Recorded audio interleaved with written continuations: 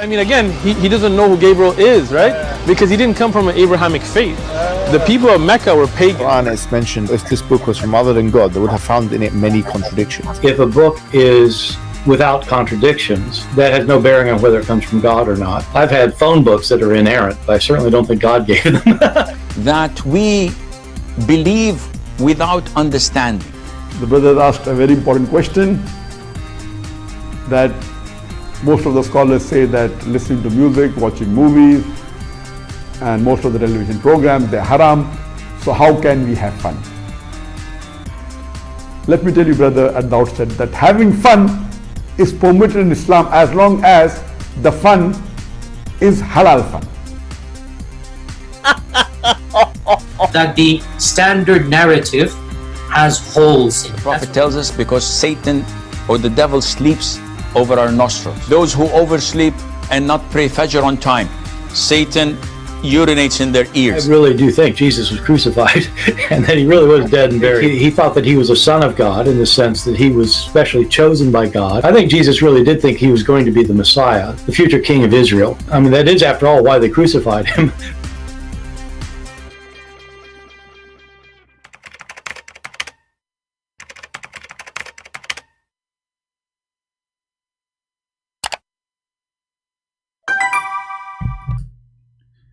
Hello everyone, and peace of Christ to all of you. Please invite your friends, and I hope my voice is coming good and clear. In the previous broadcast, we have a problem with the mic. I tried my best to see if we can fix it, and we will see. Today our topic is about, Islam again, but there is something, most of you do not know. When we ask Muslims what is the most attractive point of Islam, what the Muslim they will say to us? What is the reason for somebody even to think of Islam? The answer is simple. Tell you that the major points that inspire a non-Muslim towards Islam are the 5 pillars. I'll briefly mention some of the points of the 5 pillars and then come on to the other 5 important points besides the 5 pillars. According to me, the number 1 point that inspires non-Muslims towards Islam is Tawheed. It is oneness of Allah subhanahu wa ta'ala. Okay, so the oneness of Allah. So what Islam has to offer, there is one God, but they don't know who is this God. This God is stupid. He do not know how he created things. One verse he says something, the opposite, he say the opposite. Okay, we have one God. Well, they also worship Satan. They have one God too. There's a million religions in this earth who believe in one God. And so the oneness of God, and how this oneness of God, he is oneness, and he keeps saying us, and then he say when I take a partner from us, which even the idea of oneness of God in Islam does not stand by itself as a religion.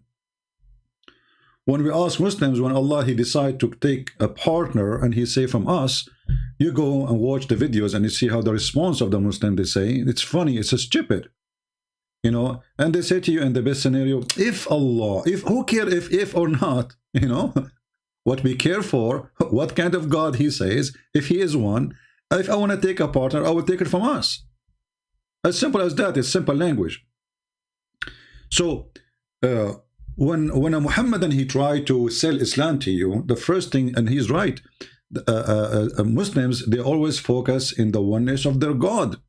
And they think they have a superior opinion, or let us say religion, because they believe in oneness of God.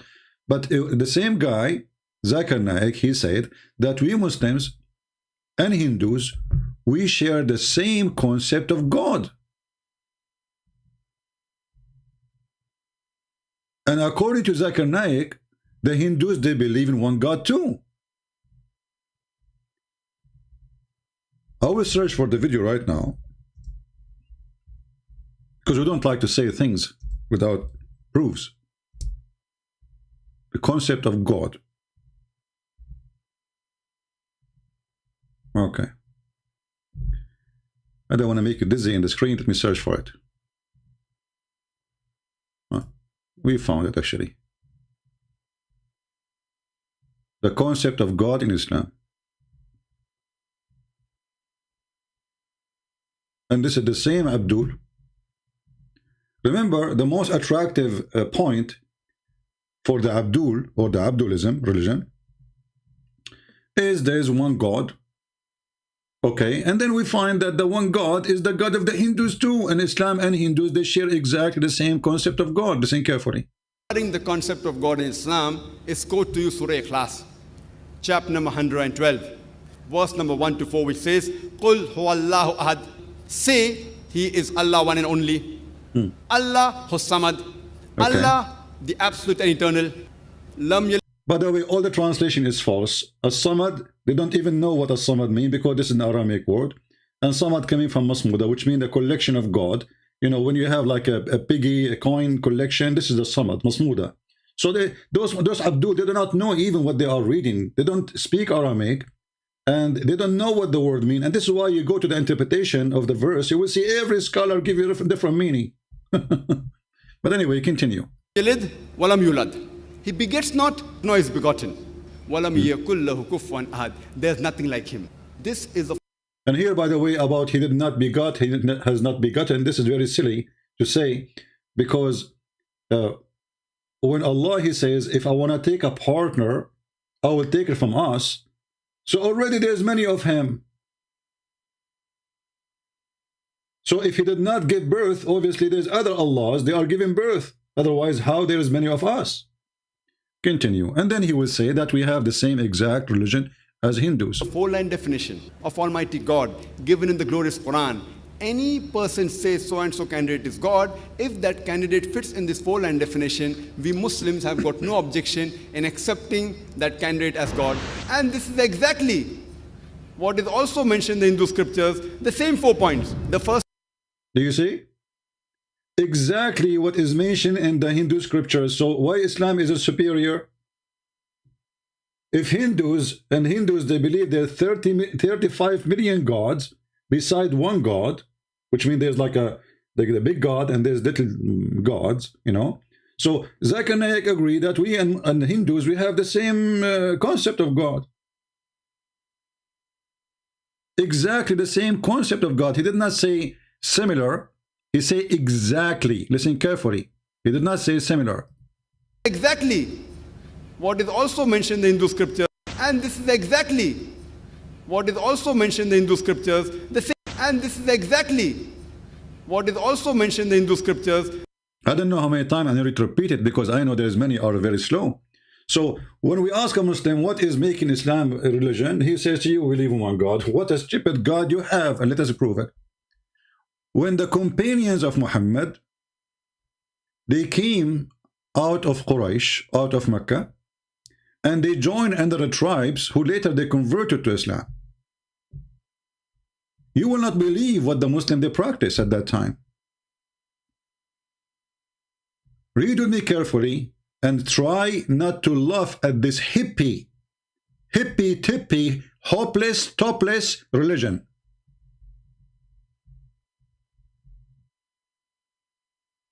This is the name of the title. The helpers of in Medina, those Al-Ansar, they call them Ansar, which means the helpers. So Muhammad, he immigrated with his gang from Mecca. When the immigrants reached the Medina, Allah Messenger established the bond, fraternity between Abu Abdul Rahman and Sa'd ibn Rabi'a. He said, Sa'd said to Abdul Rahman, I am the richest of all Ansar, so I want to divide my property between us, and I have 2 wives. So which of the 2 you like? Tell me. Hey guys, you read it? Am I making things up? Is that my translation? Is that a Christian website? Is that a Hindu website? This is sunnah.com. This is what? Sunnah.com. And this is Sahih al-Bukhari. Because we know the garbage, they will say to you, it's weak. They will say what? It's weak. This is al-Bukhari. Very authentic. So imagine this filthy cult. They are giving their wives to other Muslims, and a Muslim is asking the other Muslim in front of the eyes of Muhammad. And actually, not only that, Muhammad, after the reason they did that, because Muhammad, he told them even to inherit each other. It's a hippie life. So when a guy he die, other person inherit him, not from his family. Why? Because they are sharing wives. Nobody knows who is the kids for who. So listen at this. I'm going to divide my property between us. And I have 2 wives. So see which of 2 you like and tell me.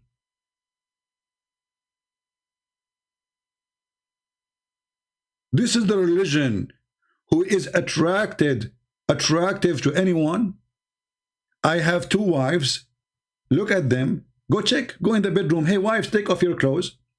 Go check in the bedroom and see which one you like and tell me. So that may divorce her. Look, but they are decent, my friend. That just don't take her.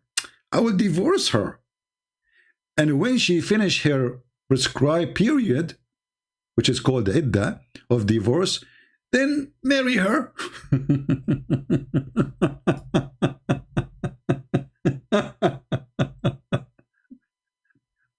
So, you know, when we ask what is the purpose of any religion, what is this? Here you see how much disrespect for women this garbage religion is. Because the woman, she is in the bedroom, she have no idea what the husband is dealing. He's making a deal. And she is the deal. The guy, he married her, obviously he bought her. You know, she is a property. And now he decided to give her to someone else. Not only that, he have 2, choose one. He don't care which one you, look how much love they have to each other. Hey brother, listen, Ali Dawa. This is Ali Dawa and Mimi Hijab, his girlfriend. Yeah, brother, I love you really very much. Why you don't go to the bedroom? I have 2 wives. Take a look. Brother, take a look and see which one you like and take her.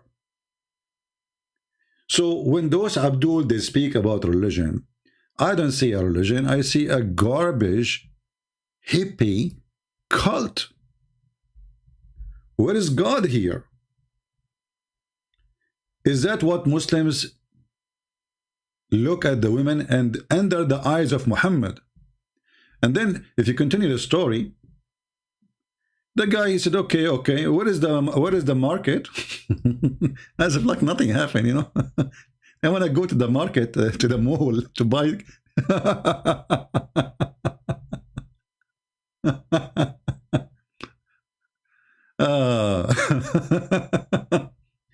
And if you read the rest of the story, it's even more funny. The swinger cult of Islam. This is why if you go in the Quran, you will see Muhammad is speaking about exchanging wives. If you have my books, Sex and Allah, you will see how those people, they exchange women.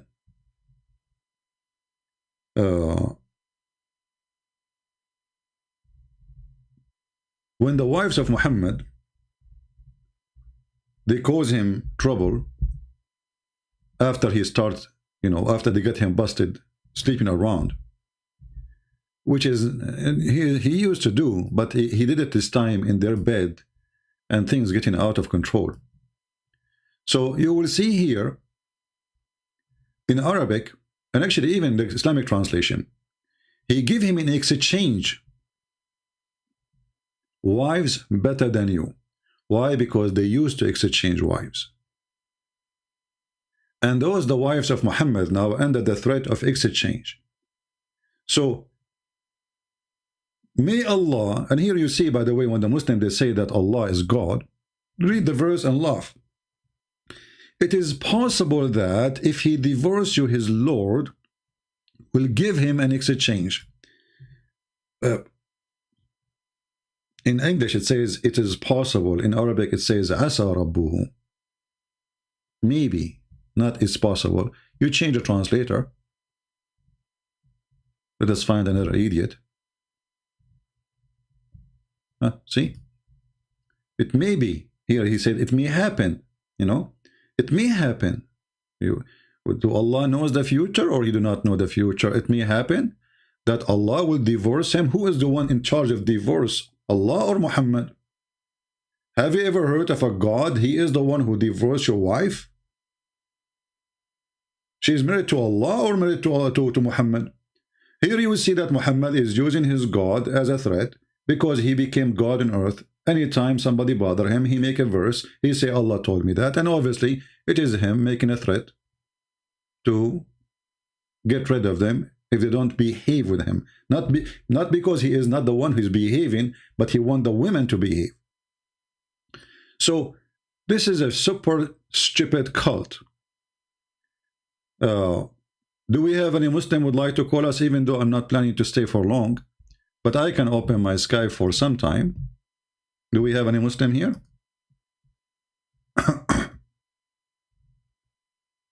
Do we have any Muhammadan? All right, maybe we have somebody. Let us see. We will open a Skype for a little time. Text me first, please, because you cannot call me directly. You have to text me unless you did text me before I answer you. Then you will be able to call. All right, we are opening Skype.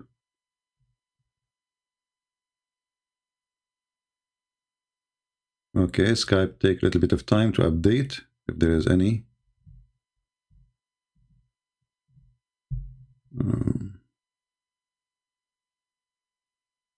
Okay, we have a Muslim. I don't know. This is today. It looked like today. I don't know.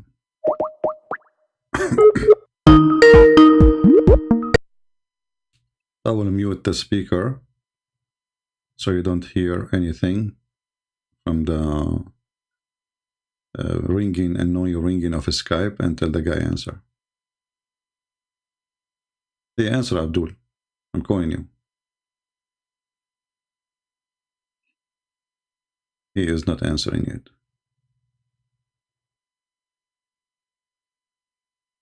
Okay, obviously this guy, he don't want to. He's just a kid. If there's any Muslim would like to call us,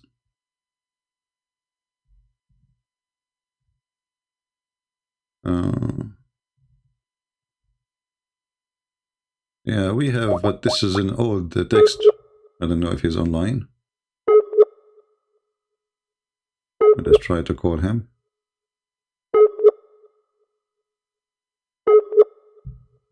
Don't waste my time, Muslims. If you like to talk, be serious, be adult. Let us see if this guy will answer.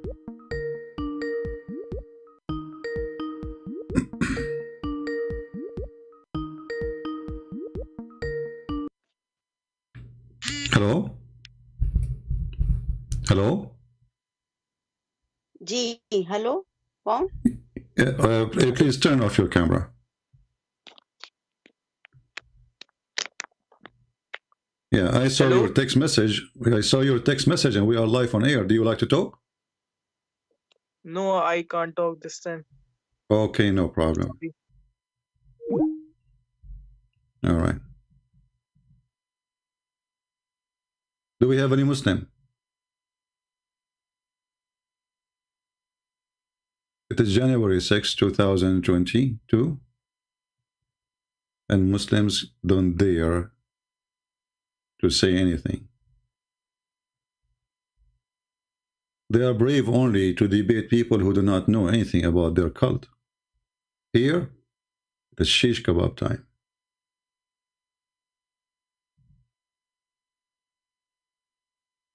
Do we have any brave? All your potatoes, they disappear. We say, who is a Muslim week? You know, as you see, I am the one who called them. If you have a sheikh, he is willing to take my call. He is brave enough. Give me his Skype. I will call him immediately. Now, that include even kids like Uthman. He called himself a sheikh, but this guy, he is a bully. He is not a sheikh. He is a potato. But even that, we will take him for a snack. Do you have any brave Abdul? He dare to speak to me. My Skype is open. If there's any brave Abdul with beard, without beard, sheikh, not sheikh, there to let me call him, I will call you, my friend. I'm very humble. Or what you need to do, just text me. Do we have any Abdul?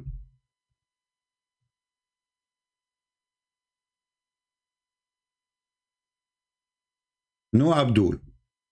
So we go back and we laugh at this topic. I think they are ashamed that the Muslims in the time of Muhammad, those are the best of Muslims. The Muslims, they say to you, the companions are the best of Muslims. Those are the best. And look what they are doing. They are giving their wives to each other. Can you believe it? And this is in Sahih al-Bukhari. Muslims, they offer their wives to each other. Read it and love. And this is Sahih al-Bukhari. They cannot say, and we can show from other books too, but this is, I mean, Sahih al-Bukhari is the most authentic, supposedly. Brother, you converted to Islam? Okay, brother. I'm going to share my property with you. I'm going to divide it between us. I have 2 wives. You take one. I keep one. However, go inside, look at them, see which one you like. Look how giving this religion is.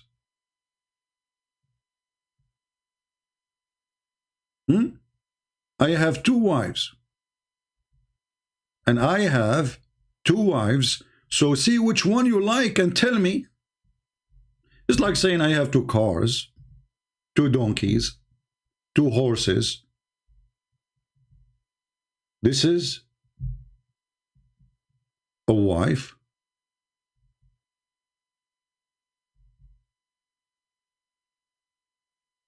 Do we have any Abdul?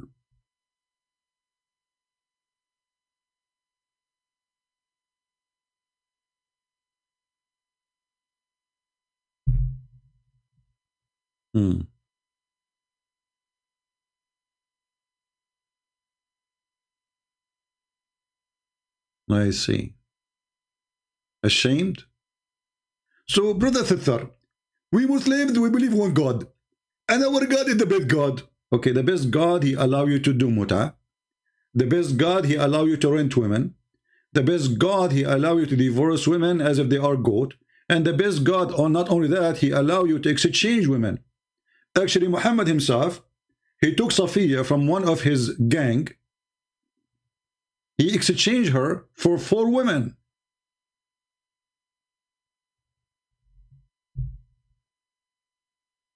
This is the garbage of Islam. You have to face it. I want any Muslim to tell me in which logic this religion function, that a believer, he convert to Islam. So now, if I am a Muslim and each one he called me, he leave Islam life on air, I will give him one of my wives. How many I should have?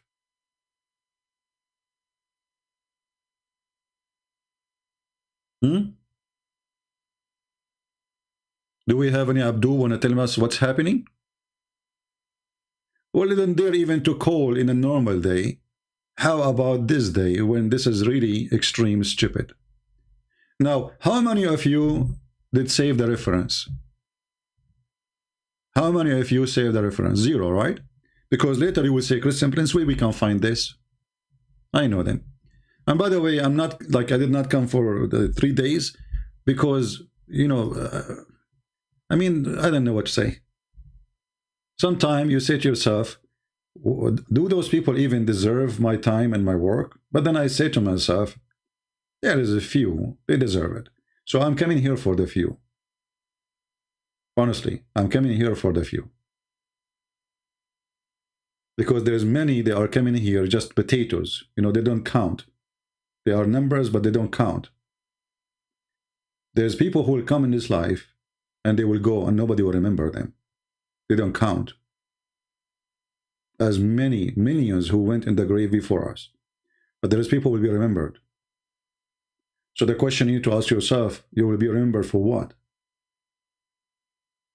So I'm here for the few who will be remembered. The Lord, he says, from their fruits you shall know them.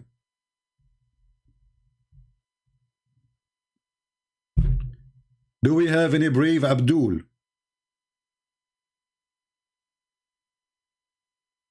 Anyone? You know, you don't call me, you don't defend Islam, you don't let your sheikh call me. Well, the result of that will be, you know, hilarious. I'm telling you. Will be really sad. For you at least. Look at this goat. Look at this goat. 100,000 Muslims leave Islam every single year. It is going to become... What, how that many? Over 100,000 Muslims leave Islam every single year. It is going to become an avalanche. 24% of Muslim youth are leaving Islam. A tsunami. Your child is going to become an apostate.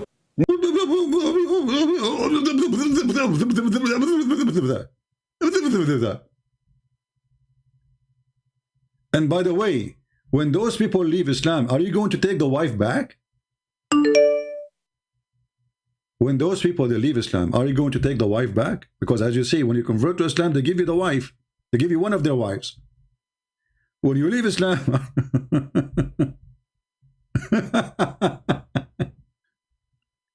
I mean, this Muslim, I just called him. I told him I'm live. He said I cannot talk. And now he's saying, when you are live. I just called him. What's wrong with people? Stupidity is amazing. I just called you and you told me you cannot talk, and you are telling me when you are live. I just told you I'm live. I hate stupidity. Do we have any brave Abdul?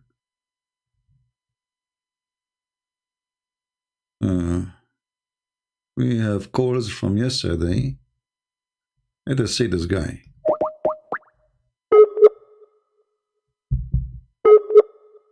Maybe we can get a fish. And the brother sister, there's 100,000 leaving Islam a day. So make donation for us. If you don't make donation, people will leave Islam, brother. All of this just to collect donation. What a scam. Brother sister, if you donate for us, brother, we are going to stop the Muslims from leaving Islam, brother. I'm telling you, brother sister. There's 100,000 leaving Islam a day, brother. Make donation. Make donation. Yeah, donation. Okay, so they are leaving Islam. Now if you make donation, they will stop leaving Islam. What? I mean, they are there. YouTube cost you nothing. I mean, look at this scam. They have a debate with David Wood. After 2 hours, they make a video crying for donation. Please, brother, sister. Obviously, it's about money.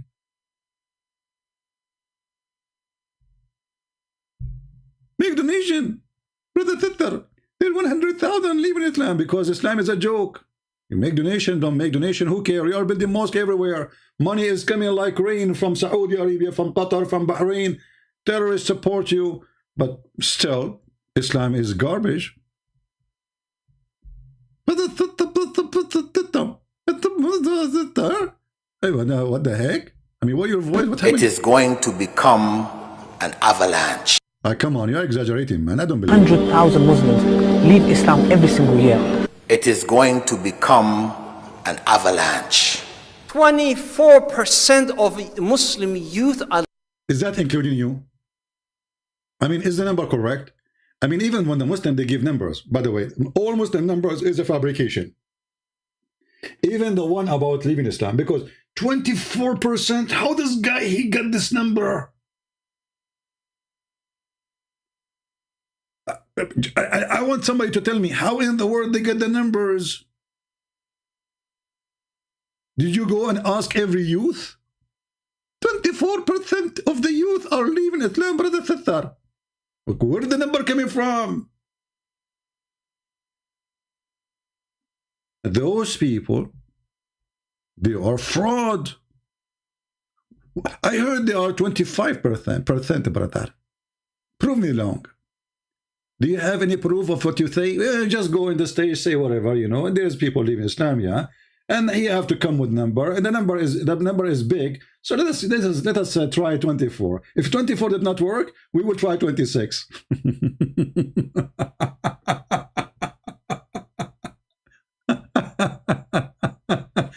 What a stupid religion. So, brother and sister, what is the proof that Islam is from God? Brother, we have one God who allow us to exchange wives, brother. We have one God who allow us to do mut'a, brother. And you want more proof that Islam is from God? Are you deaf? Are you blind? This is love. Look how much love they have between each other. Brother, I have 2 wives. So go, see which one you like. Look what he said. So see which of the 2. See? You see the word see? You have to see them first, brother. Okay? Hey, Fatima, Aisha, come over here. You can take off your clothes. Yeah.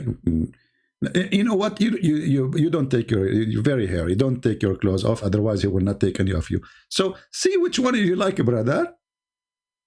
This is religion.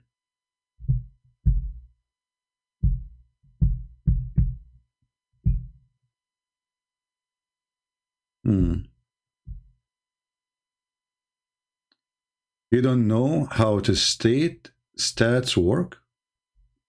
Khalid, I don't know what does that mean. I don't know. Khalid is saying to me something weird. He says, sound like you don't know how stats work. That's deep.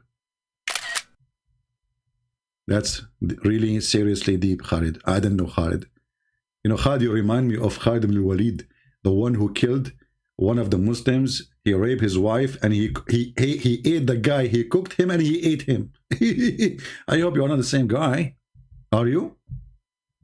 One of the best companion of Muhammad, and the Muslim, they call him the sword of Allah. He killed the guy. He cooked the guy. And he raped the wife of the guy. And he is a Muslim guy. So, Khalid, I don't know what you mean. Seem like you don't know how stats work. How stats work? You tell me. Do you like to call me and tell me how stats work? As you see, we don't know. We learn everything from Muslims. There's a hadith says that إن النبي قد علمنا كل شيء حتى الخراء. The Prophet, he taught us everything, including how to do poo-poo. Brother, people, Muslims before Islam do not know how to do poo-poo. Do you think it used to come from their nose before? If we search for the word, excuse my language, word shit, we will find tons of hadith, tons of hadith, tons of hadith. All of it is about shit.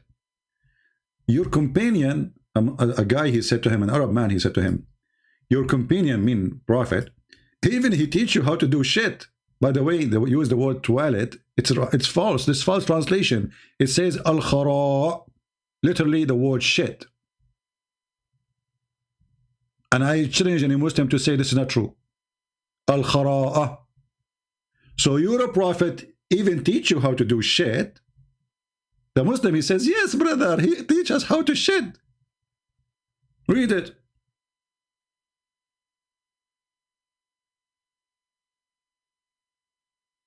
And the Prophet, he teach you how to exchange wives.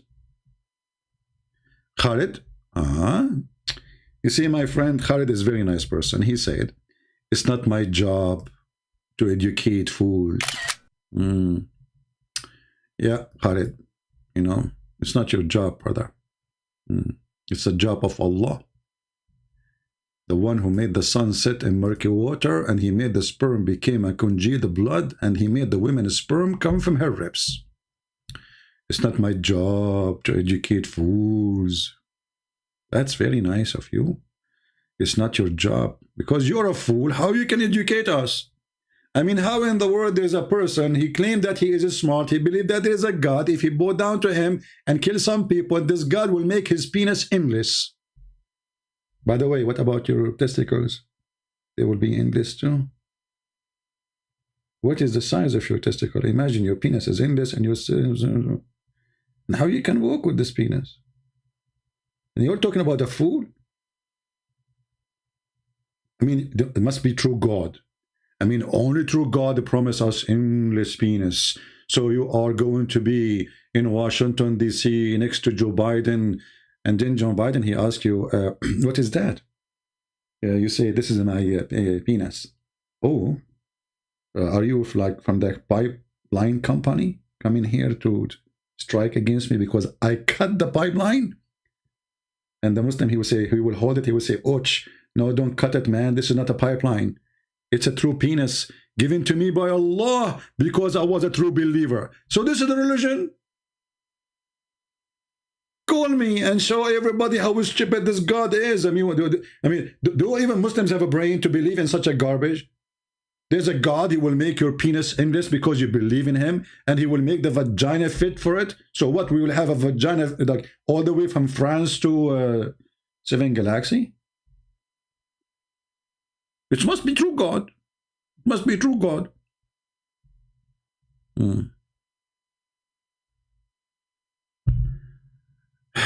Ammar saying, have some manner, man. Are you saying that to me, Ammar, or to your prophet? Because your prophet is the one who said that. I'm reading your prophet words. Are you saying that your prophet have no manner? You see, they get hurt. The second you read for them what their prophet said, they get hurt. And suddenly they are speaking about good manner. Well, we just showed you Muslims exchanging wives, and you are talking about good manner. Doing mut'ah. Manner? Do you have any?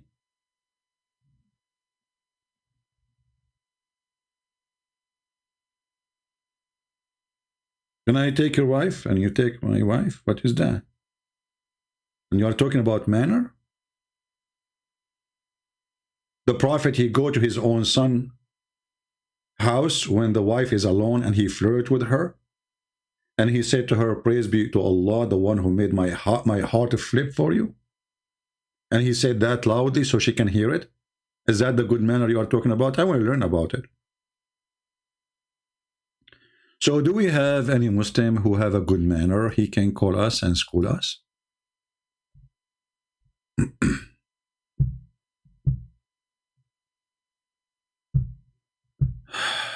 Do your book ship to Bahrain? I don't know, my friend. You can try in Amazon.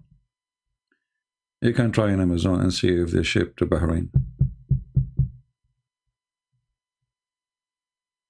Do we have any Abdul?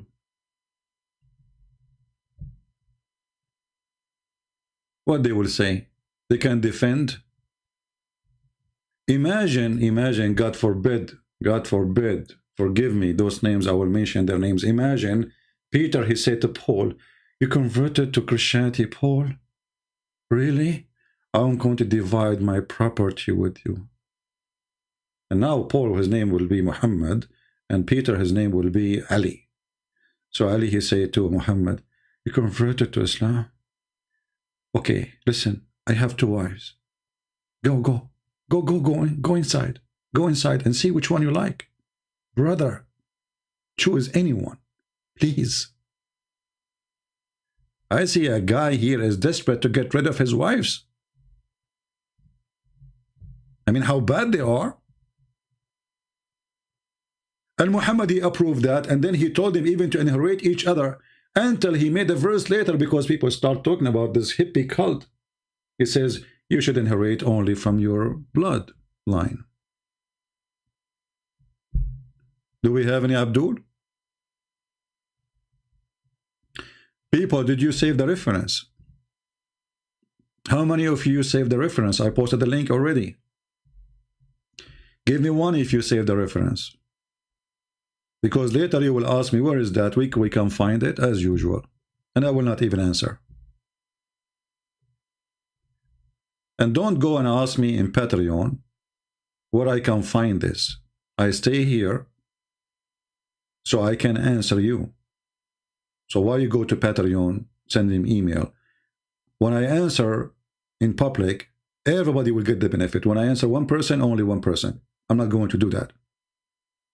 I answer everybody. I will call you and shut you up. But I am at work. Will you be again in 5 hours? Sufyan. Okay, Sufyan Abdul. Where you been last time when I was live? When you been the day before it? When you been the month before it? When you been the year before it? And always you are at work, and look how good this Muslim is. You give him a sari, he go to YouTube chat. Praise be to Allah. Okay, are you going to go be there after 5 hours? I am at work now. They are paying me salary in the gas station, but I'm not going to work. I'm watching YouTube. Praise be to Allah. I'm a very good employee. But don't tell my employer, okay? Decency. A lot of decency. He's at work now. He's busy at work. He's very busy. Coming to Christian Prince channel. Busy. May Allah bless your heart and your decency for the hard work you do watching YouTube. I love it, brother. Brother, shouldn't we call the owner, the employer, to increase your salary because you are sacrificing yourself just to be there? To give a blessing for the business? I think this is your business, just to give a blessing for the business. You go there, the owner make money. Just because you are there. Sufyan. You remind me of Abu Sufyan. Abu Sufyan, your prophet, he paid him money to convert to Islam. Can you believe it? Look how the scam work. He could not convince them to convert to Islam. He paid them money. Are you going to say this is not true?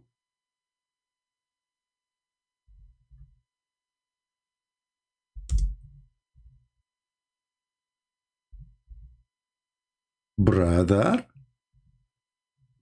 are you the son of Abu Sufyan, who the prophet paid him money to convert to Islam? A lot of money. This guy was a gang. He's a criminal, and later those became Bani Umayyad, the one who controlled all of Islam actually. So they convert to Islam, they took the money, and then they became the caliphate, and they killed the grandsons of Muhammad. Gang. He wanted Islam to be victorious by gang, and this is what the gang do. They killed his family, they took over, and they became the caliphate.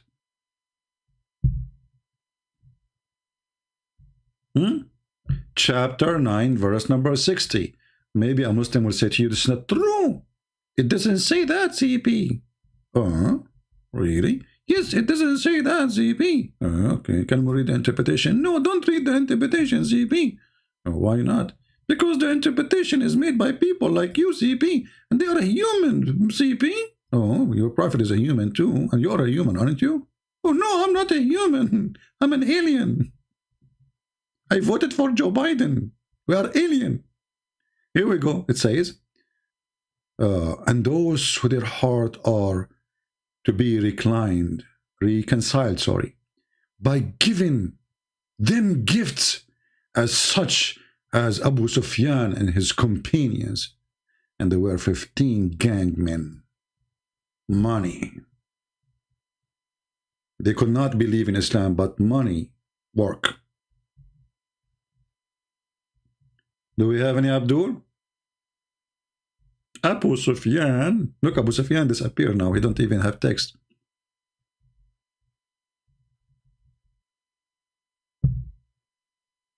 You voted for Joe Biden? Well, you must be an alien to vote for Joe Biden. And look, now he's making drama about January 6th.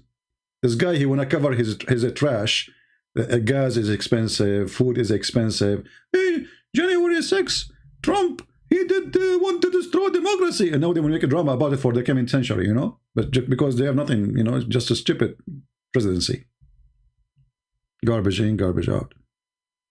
Who's going to vote for this guy unless he's an alien? I mean, this guy hardly he remember his name.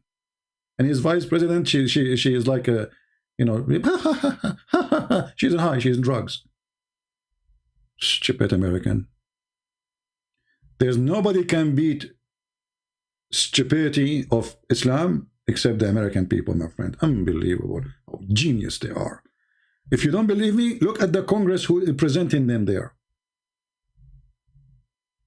See who they elect? I will tell you who you are. Now, do we have any Muslim yet? So Muslims, I'm still single. So if I convert to Islam, how many of you will give me your wife? Let us be honest. Let us have a deal here. As long as you see you pay and you divide even property, you know. So if I convert to Islam now, how many women I can get? Who's here have an offer for me? Who is going to call me and say, well, Christian Prince, listen, I have 4 wives. Take 2 and keep 2 for me. All right, guys, forget about Joe Biden now. We don't want him to, you know.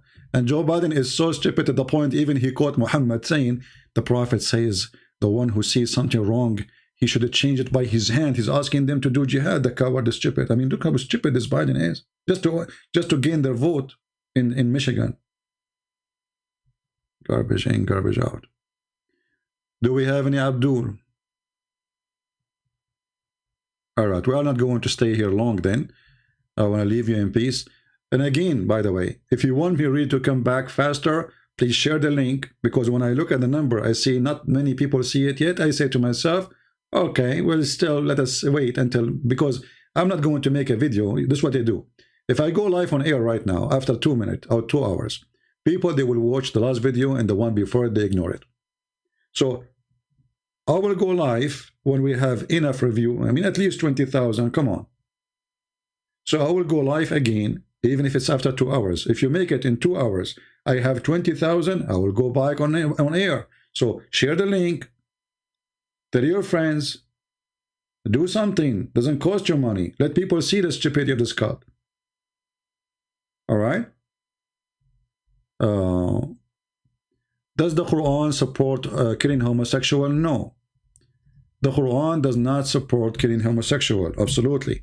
The Quran says, فَآذُوهُمَا, which means, according to the interpretation, beat them with sandals. Beat them with sandals.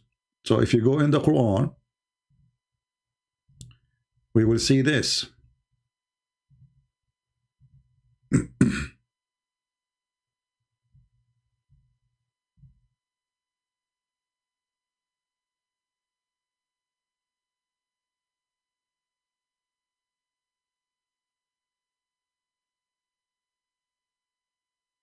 Read carefully.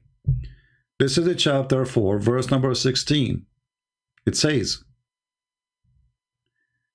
and if 2 of them, which mean 2 men who commit that, liwat, homosexuality, intercourse, punish them both with insult and beat them with sandals. And as I think, if you beat a homosexual with sandal, he might get more excited. So the Quran, no, the Quran does not say to kill them. It just beat them with sandals, and if they repent, let them go. However, if a women, they are lesbian, women, they will be jailed until they die. Chapter 4, verse number 15. As you see here. So women, they have to be jailed until they die. And here you see that Islam doesn't give any fair treatment for same crime, supposedly. Ali Raza, you want to call me? Are you a Muslim, my friend? Ali Raza, are you a Muslim?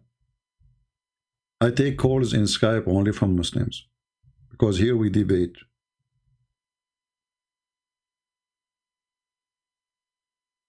Do we have any Abdul?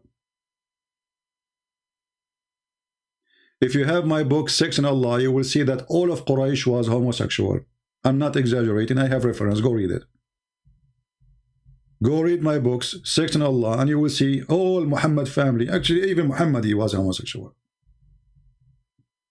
He put eyeliner, he pee like a woman. He said, I never receive Quran except in the clothes of my wife.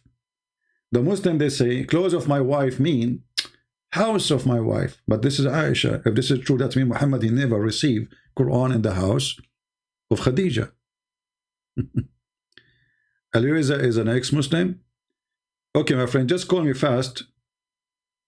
I will take your call, Alireza. Just text me and I will take your call. Can you talk about Musaylama? Is he a real person or mean liar? Well, you know, the Muslim, they fabricate stories about him, saying like he tried to make Quran. It's a silly Quran. Obviously, it's not him. The guy, obviously, is way better than Muhammad. For sure, he's a liar like Muhammad too. But this is what the Muslim they do. They are bully. So they call the guy Musaylama just to make fun of him. And they add the word Kadhab at the end of his name to be the liar. Bully religion. You know? But if we compare between Musaylama and Muhammad, we will have that Musaylama was way better. And actually Muhammad, he stole from him even the names of his God. You see, when Muhammad first time he used the word Ar-Rahman.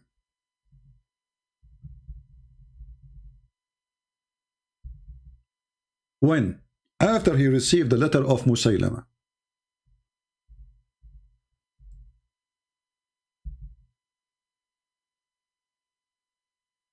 And suddenly Muhammad, he started calling his God Rahman. But this is the name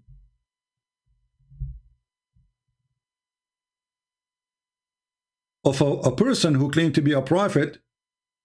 His name is Rahmanul Yamama. So suddenly Muhammad, he start writing letter saying, in the name of Allah, the most merciful, Ar-Rahman Ar-Rahim.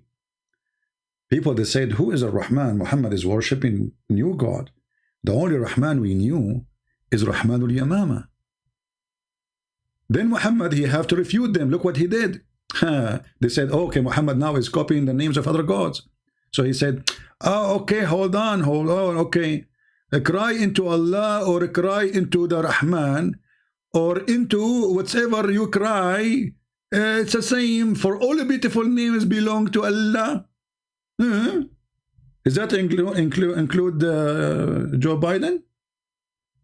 All beautiful names belong to Allah, so any beautiful name is Allah. I mean, look at the response, see how stupid it is. So, and here you notice that this is a chapter 17. This is almost, you know, like long after Muhammad became a prophet. And he never mentioned the word Rahman before. Never, never, never. This is the first time.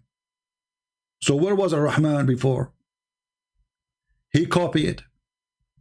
If you go to the interpretation, this is chapter 17, verse number 110, sorry.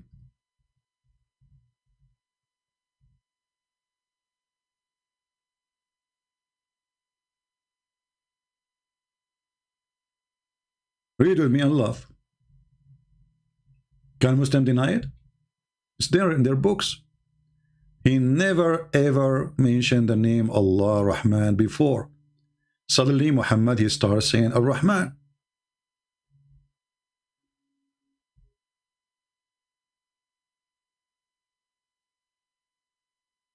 Do you see it? This is the Muslim interpretation. There's a book, it's called Asbabun Nuzul, which means the reason for the verses to be revealed.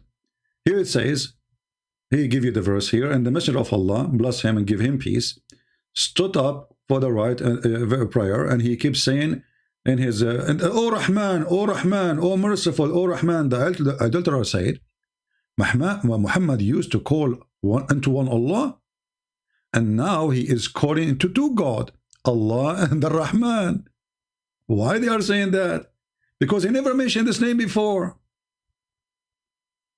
And this is telling you that Muhammad is a scam.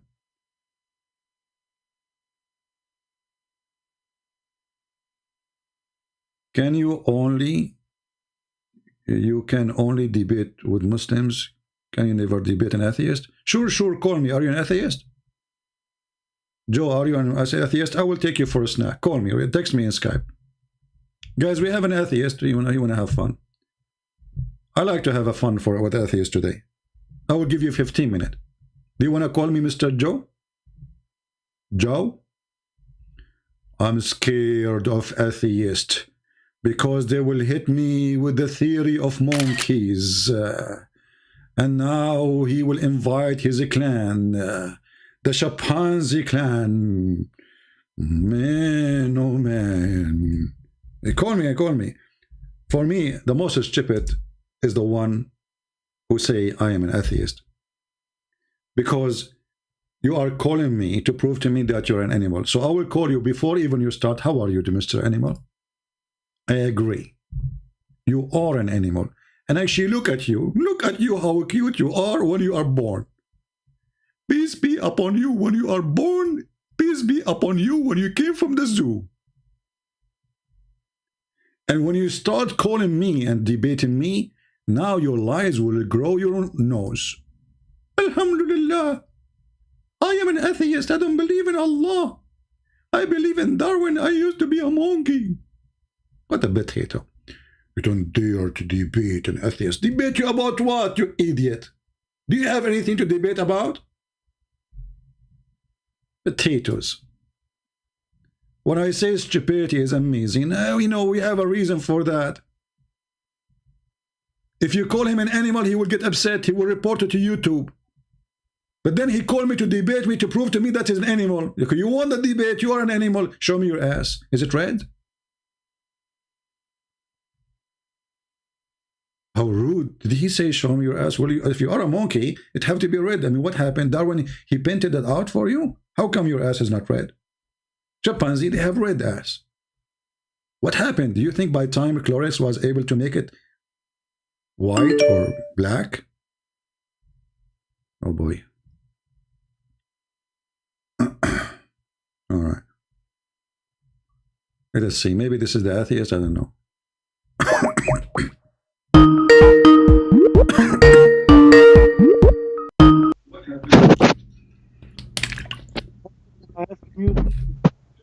Hello? No. Good evening, my man. I have to mute YouTube for a second. Now I have muted it. How are you doing? I'm fine, my friend. Are you a Muslim? Yes, alhamdulillah. You are a Muslim? Alhamdulillah. What does that mean? If you ask me that I am a Muslim, I have to say No, alhamdulillah. you said to me, alhamdulillah. What does that mean? Yes, I have learned it by that way. No, what alhamdulillah mean? Alhamdulillah. I don't know what that means, but I have learned it that I have to say that. Hold on. If someone So you are saying to me alhamdulillah, but you do not know what the word means? No. What? I have learned it. You have learned it? Are you there? Yeah, no, I am not there. I You are there. have learned. Yes, I know. You are there. I am here. No, I am I am here. here. You are there. I know. No, I'm here and you are there. You are there. You No. are there. And I am Okay. here. So you do not know what alhamdulillah mean, right? I don't know what it means, but I have learned it from my teachers since I was a kid on that way. So why, you know? so why you keep I saying don't know what thing- it, so you ask me if you ask me what means subhanallah or something like that, or al-Fatiha, I don't know the meaning too. But I know when I have to say it, when I have to pray it on a prayer, I have to recite al-Fatiha, for example. Okay, I will help you. Alhamdulillah mean praise be to Allah or thanks to Allah. It's a good thing. It's a good thing. But do you think that God, he will say that to himself? For sure not. For sure not, because you said to me you recite al-Fatiha. So how you explain to me this is al-Fatiha? I recite Dear Fatiha. Allah. If I do a prayer, I have to recite al-Fatiha, for example. My friend. Or listen. ahad. Okay, how Allah he say to Allah, Alhamdulillah. Here we go. This is Allah saying to Allah. You said to me. You said to me. I asked you. Is Allah going to say Alhamdulillah thanks to Allah? You said no. Of course not. Sure Okay. not. Okay. So chapter 1, verse number 2. Read it. Chapter 1, verse number 2. Yeah, Allah he says Alhamdulillah. Allah he says to Allah. Allah saying to Allah Alhamdulillah. How you explain that to me? How that work with you? I know we as Muslims, we say that the Quran is the speaking word by Allah. I know that. I know. But how Allah? Focus with me. How Allah he say Alhamdulillah. He say it. Let me explain it to you. He say it in the third person. Yeah, why he says that? Like I am talking. For example, I am talking with you, and I say to you, I am playing football right now. Or I can say. But you just said I am. You did not say he is. Third person. Okay. I'm talking in the third person. But if you are the one who's talking, how you say the third person? You are the one who's talking, and how Allah He says thanks to Allah. What is the point? What is the point of Allah? What is the okay, my friend? What is the point? Let us say third person. I will go with you. Third person, fourth person, 10 person, no problem. But why Allah says all thanks to Allah? Don't shout over me, please. Every time, same problem with you. Don't shout over me. Please. I'm not shouting over you. You know, take it easy. Take it easy. Let's stay at the topic. So how Allah? Because I have to repeat my question 1,000 times. What is the point? What I have to repeat my question because Muslims don't answer it. So why Allah saying to Himself, I don't care if Allah speak in the third person or not. Why? What is the point for Allah to say thanks to Allah?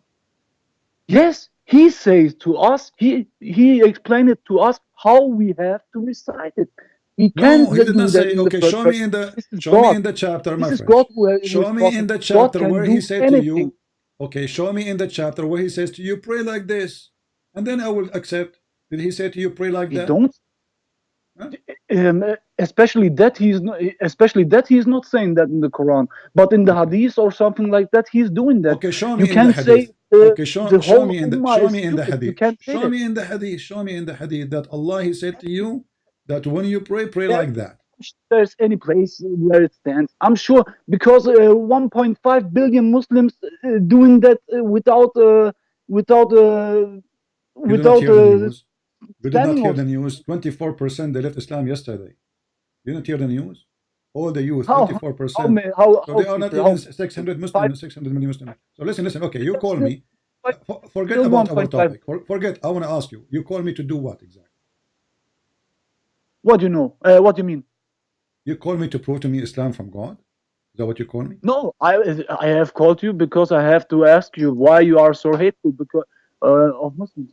Okay, this is a very good question. First of all, I don't hate Muslims. Actually, if you watch my video, you see every time I go live on here, because you are hold on.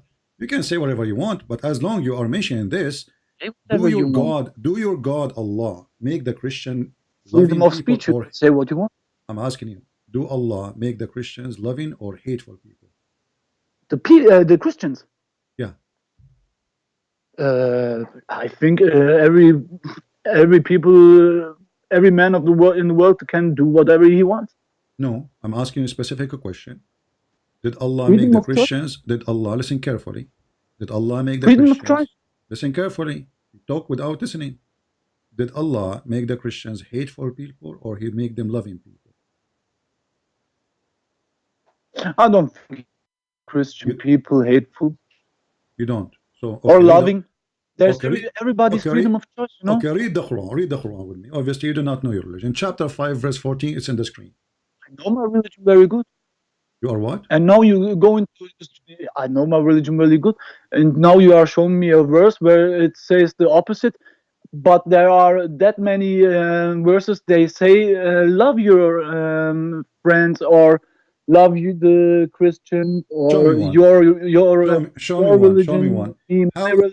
me one. It says love the Christians. Give me a second. I will give you 10 million years. No. I don't need that money. That many times. Look,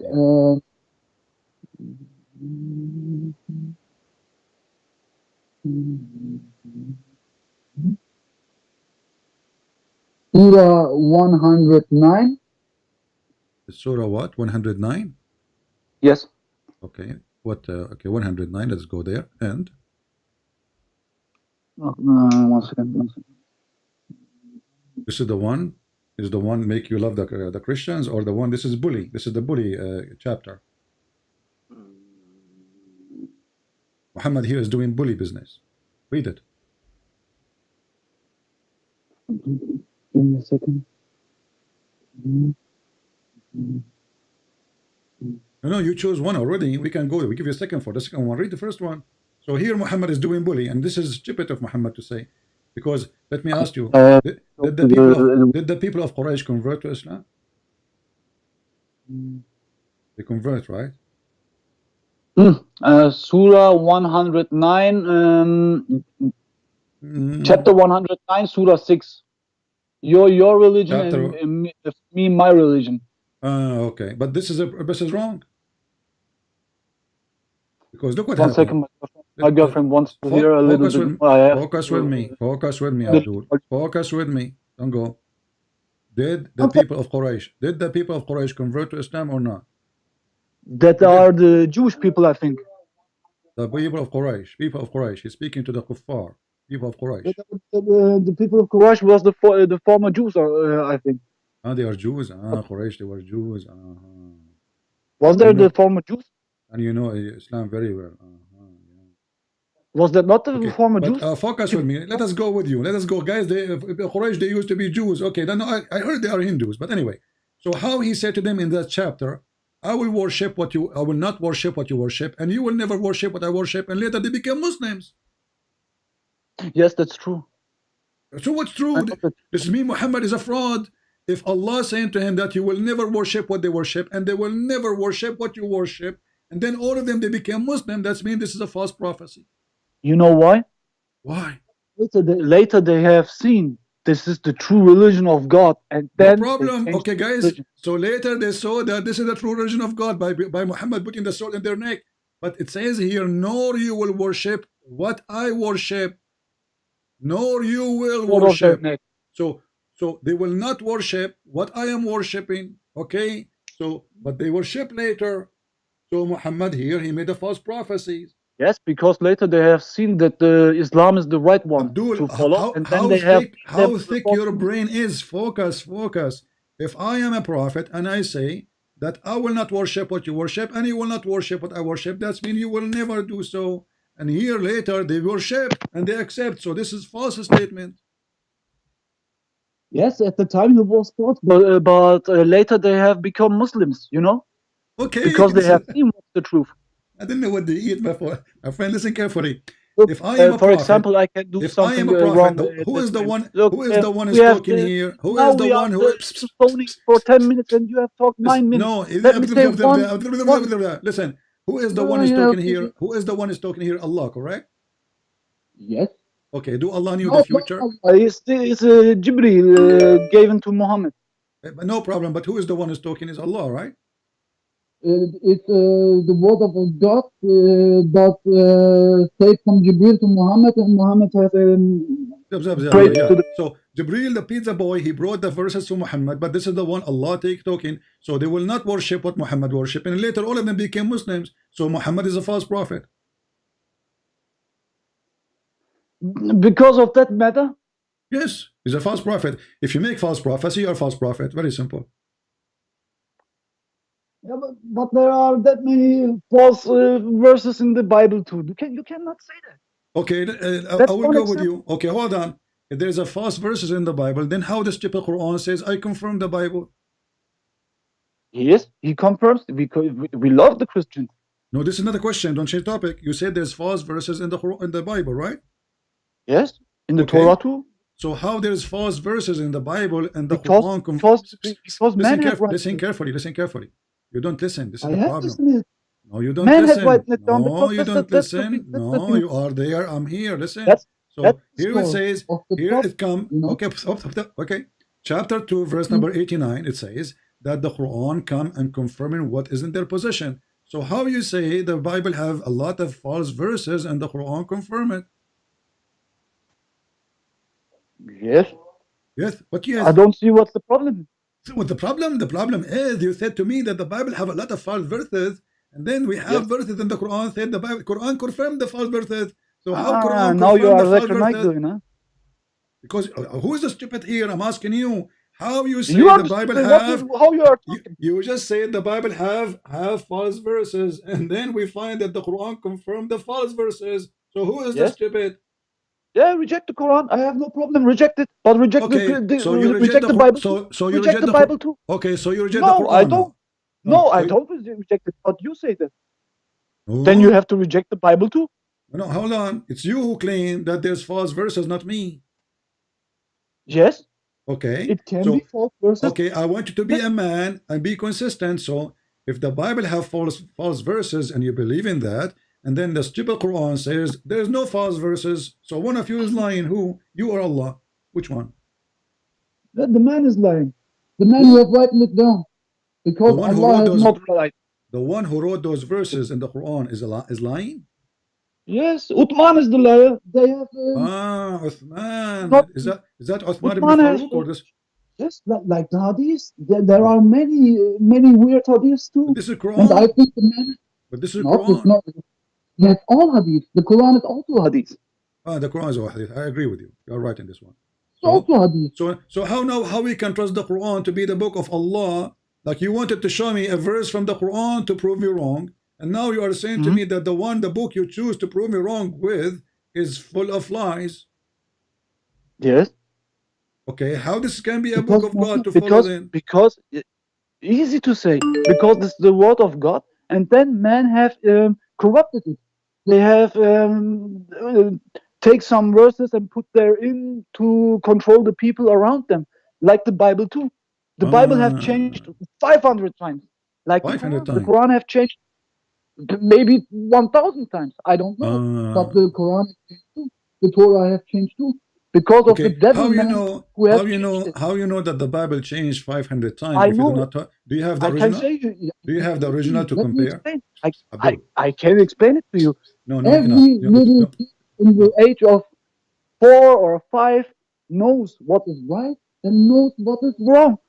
Every children knows what is bad and knows what is good, and that's how I go on it. As I see, there is, for example, something bad in the Quran, in the Bible, or in the Torah. Then so I now reject it. me and you now we agree. So me and Abdul, me and you, we agree that the Quran is a book of fabrication. The Quran is a book of fabrication. We agree. The man is fabricated. You don't understand what I want to say. I want to ask you. If there is one, ask me what you want. If there is one chapter in the Quran, if there is one chapter in the Quran is not fabricated. As long as you agree the Quran is fabricated. If there is one chapter in the Quran is not fabricated. There are many fabricated verses in the Quran. If there is one chapter in the Quran is not fabricated. Look, Christian, look. That's the problem is there are your name is Christian, Princess say Christian. If you want, I can call you Sarah or what you want. But let me explain. Listen, this is not the topic now. Your name doesn't grab around. We are talking about the topic now. So I'm asking you. If there's one chapter in the Quran, there is one chapter in the Quran is not a fraud, because you said the Quran is full of a fraud. Yes, but in the Bible name for me one chapter in the Quran is the fraud with the proof. For example, semen comes from the ribs, or the backbone of the ribs, or a woman has semen, stuff like that. Those are what? Those are fabricated or they are real? They are fabricated. Okay, you are laughing at the Quran now. That's what they're called. Okay, they are fabricated. I'm asking you the opposite now. I'm asking you the opposite. So I agree with you. Obviously, this can't be from God. God saying that sperm coming from the women ribs, and man have a sperm coming from the backbone. This is stupid. I agree with you. But the question is, if there's one chapter, if there's one chapter, I'm repeating my question for the 100th time, man. Come on. If there's one chapter in the Quran, is not fabricated. Yeah, really complicated. Ask your question and then let me finish. For one time. If there is one, listen carefully. If there is one chapter in the Quran, is not fabricated. The mic is yours. There are 10 or 100. Give me one. I have given to you one. Which one? With the sperm from the backbone. No, I'm not talking about the one fabricated. The one is not fabricated. Not fabricated. Give me one chapter is not fabricated. You're not listening. Not fabricated. Not the fabricated one. Listening. I have given to you one. Surah 109. But this one we prove is fabrication because. But this is one proof to be fabrication because if Allah is the one who's talking, shouldn't He knew that those people will believe in Allah and they believe in His messenger later? God is only saying your religion, and for me my religion. Okay, no problem. The other verses what have the man corrupted. Okay. First of all, doesn't count. First of all, this chapter is abrogated because Allah in the chapter of the sword He says, kill them wherever you find them. Quran. Who are you? What? Who are you? You cannot abrogate verses from the Quran. Who are you? Okay, have you ever To heard of the, abrogate. have you ever heard, okay, have you ever heard the Quran saying you cannot marry Christian women? You cannot marry Christian. I can, for as a man, I can marry Christian woman. You can. I can, but a Muslim girl cannot marry a Christian man. Okay. But the Quran, does the Quran say is always the same, or he abrogate the Quran? I don't understand what you're trying to say now. Okay. When did Muhammad did the Quran say is don't marry Christian women? I don't know. I ask you, you said no, we can marry them. I think you can, yes. No, it's not up to you to say I think. I'm asking you a serious question. I think I can. Later I can maybe convince my wife to change their religion too. And then I have to do This is not a question. Something good. This is not a question. Your question is, do the Quran you are not listening. You are not listening. Listen carefully. Do the Quran allow you or forbid you from marrying from a Christian woman? I don't know really. But you said I don't know that. You said to me you're allowed. I think yes. I think, but I don't know.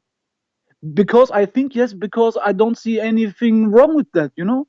This is another question. I mean, okay. Do you have a sheikh? Do you have a sheikh you can call him so he can join I'm us? not a sheikh.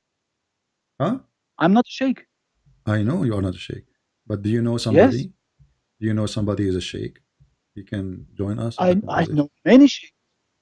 You know many sheikh? Why you don't call any one of them? Yes, of course I know many sheikhs. I have learned it from sheikhs. I have learned all the surahs, everything I need to pray or stuff like that. But you are the one who said, okay, why you don't call them? Because you don't know your religion, obviously. I'm asking you. If there is a verse in the Quran says don't marry. I don't understand Arab language. That's the reason why I don't know. Can you call? I don't understand language. I heard there is people in YouTube, they claim to be sheikh, like Uthman ibn Affan. Can you call That's him? an idiot. Do you have his Skype? He's an idiot? No, I don't have his. Why I have to his Skype? I think he's an idiot. Like Mohammed Hijab is an idiot. Like Ali Dawa, there's idiot. This all idiots. They are not talking for me. They are not talking for me as a Muslim because they are all liars. Why they are liars? What this Uthman he did to you? Why you are saying he's a liar? Every Muslim who is in the public and doing dava, every one of them lies. Why? Because they play in Taqiyya games. I know that. And how I know that you are playing Taqiyya too? Very well. And why you are not playing Taqiyya? Why you don't? You said they are playing Taqiyya. Is Taqiyya from the Quran? Your voice is cutting. Your voice is cutting. I'm asking you. Is the Taqiyya? You are saying they are playing? No, my voice is fine. Yeah, no. Okay, so you are saying that the Muslims, those Muslims are playing Taqiyya. So what's wrong with Taqiyya? Yes. Isn't the Quran teach you Taqiyya? Yes, it teaches Taqiyya, but I think men have written such stupid stuff. I don't think that comes from Allah. For sure, I'm not thinking that. So you are saying now the teaching of Taqiyya is from the devil, and those Muslims they are following the Quran. Devil man. Okay, from the so those Sheikh Uthman and Mimi and Sisi and Dudu, they are following the Quran, and by that they are deceived by Shaitan because they follow the Quran. Yes, they are deceived. Okay, so when you so what I learn from you now, what you are saying to me, when we Muslims follow the Quran, we learn how to lie. Yeah. Right? Yes. Okay. So so now why you want to follow the Quran if the Quran is teaching you how to lie? What kind of religion is? For example, in the Quran are, that's only example, okay? There are, for example, 10 chapters, and 8 of them was from Allah, and 2 of them was from a devil man who have put it in to deceive people to control them. Yeah, and you, as a Muslim, have to follow the right way from that 10. You have to see that. You have to acknowledge that these 2 verses are not from God. I know Muslims are saying for 1,500 years that the Quran has never changed or stuff like that, but that's not true. That's not true. The Quran is not 100 years old. I know that. The Quran is not what? The Quran how many years old?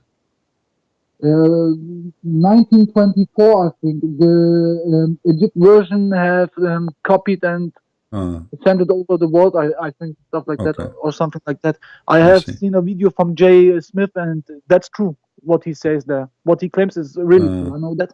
But okay, let me ask you: are you a true Muslim, or you are just trolling us and making things like up? Why I have to troll you? Can you say Shahada? Of course I can say. Okay, say the Shahada. أشهد أن لا إله إلا الله وأشهد أن محمدا عبده ورسوله. Okay. And do you believe do you believe in Muhammad is a prophet? I think yes. Do you believe that Muhammad was so good in bed? In bed? Bed? Are you have I understand it right? Saying, do you believe that Muhammad was very good in bed? In bed? Bed, yeah, boom, boom, you know. Are you doing a YouTube channel or Playboy channel? I don't know. You tell me. What is this for a filthy question? Because this is what your prophet, he kept talking. He went around telling people how good he's in bed. I don't think he talked stuff like that. Well, how then people they will know if he is having sex? Okay, how I will know? How I will know that you have sex with all your wives if you don't tell people? I mean, this is something between the wives and the husband, correct? Yes, correct. And okay, so, that's the reason. So how people then? So how the people knows then? If you are saying this is filthy topic, right? So how the people they knew? How they knew that Muhammad used to do boom boom to all his wives without even washing? They know nothing. I think they have fabricated stuff to look in bed, make him look bad. So you don't think your prophet was good in bed? I don't know what he's doing in bed, and I know one thing for sure, that he has never taught stuff like that. I think the men around him have corrupted stuff like that to look in bed, to make him look bad. So the Muslims, they made books to make Muhammad look bad. I don't think that these people are real Muslims. I see. I think they tried to corrupt the book or stuff like that. Okay. Well, you know what? How it works. There was many corruptions in the Bible too. Okay. Yeah, see. Yeah. I heard that Muhammad is in the Bible too. Nah, that's not true. Not true. What is true then? What is true? Where we can find Muhammad? Can we find Muhammad in the Quran? In the Quran? Yes. Yeah. Where? Where? Where? Yeah. There's a chapter. It's called the chapter of Muhammad, but it doesn't say who is this guy Muhammad. Do you know who is Muhammad? Who is Muhammad? There's a chapter. It's called chapter of Muhammad. But who is Muhammad? Tell me. He's the Quran in front of us. Who is Muhammad? He's what?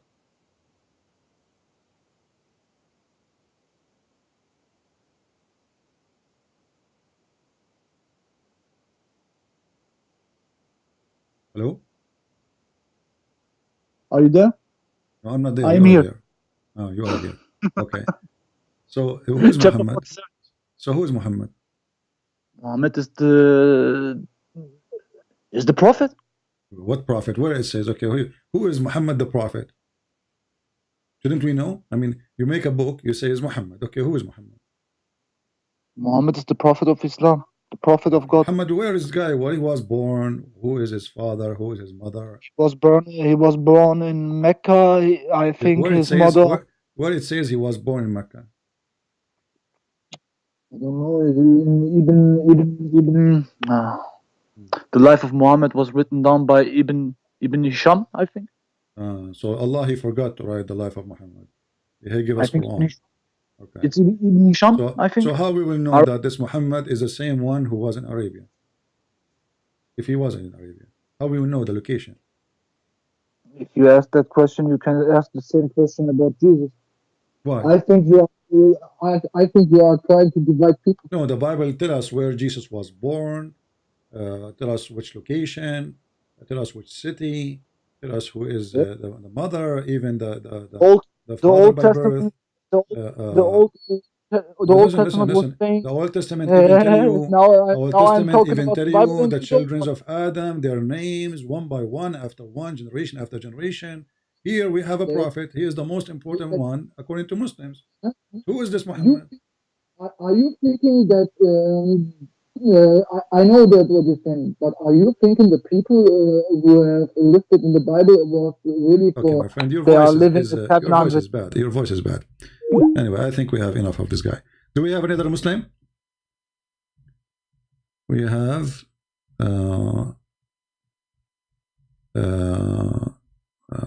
let us see this guy.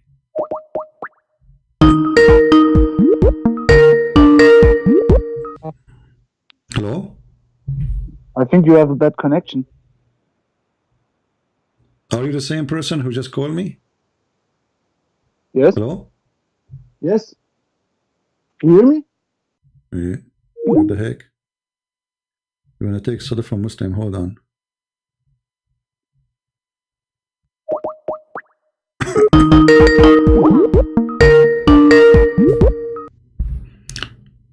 Hello? Hi, hello, how are you doing? My name is Joseph. I was first of all, I would like to thank you for the call. Appreciate your time and your efforts. And I, second of all, I tell you how I like entered this cult when I was about 16, 17. Are you are an ex-Muslim? You're an ex-Muslim?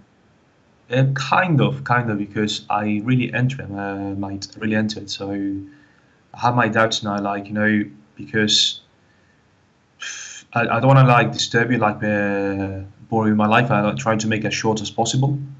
And they put in my head as in, like, you know, when I live, like, you know, I have many let's say knowledge regarding Jeshua, Jesus, and etc. So that convinced me, because I said, like, you know, okay, Allah means God in Arabic. It's the same thing, isn't it? And they're talking about Moses, you know, Solomon, etc. So it's like, you know, it's quite similar. So before that, I had my moral values and ethics in terms of, like, you know, integrity, being honest, etc. And I took it seriously because, like, you know, I've learned, like, you know, if you don't pray, you are, even I learned the language, I study Arabic and kuffar. Like, if you don't pray, you're kuffar, because that's the separation between, the difference between a believer and unbeliever is the salat. If you don't pray, you're not. So it's really, like, you know, genuinely. So then I started to mix with people, like, you know, because I'm mixed. Okay, I'm been living between Spain and the UK, as you can tell by my accent, Spain and the UK. And when I moved to in here, where I live in this island, the Canary Island, where I'm from, there are a few Muslims, but they're not. I mean, well, Muslims by name, I call them. Do you know what I mean? Muslim by name. They don't follow the ideology.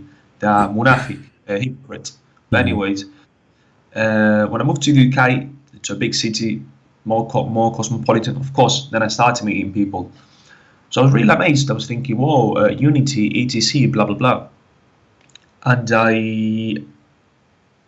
as I was mixing with them, I was realizing, wow, these people, they are munafiq, based on, like, you know, beliefs, because, like, you know, they lie, they cheat, this and that, and I need to be racist, right? I don't want to be racist. So I was learning, I learned Arabic. Even I was married to a Syrian girl from Syrian. They have a mental problem. They have something called al-asl, which means the origin. So even if you're born in France and your mother is from China and your father is from Mecca, they say aslak Mecca, like originally from Mecca. That's the ideology.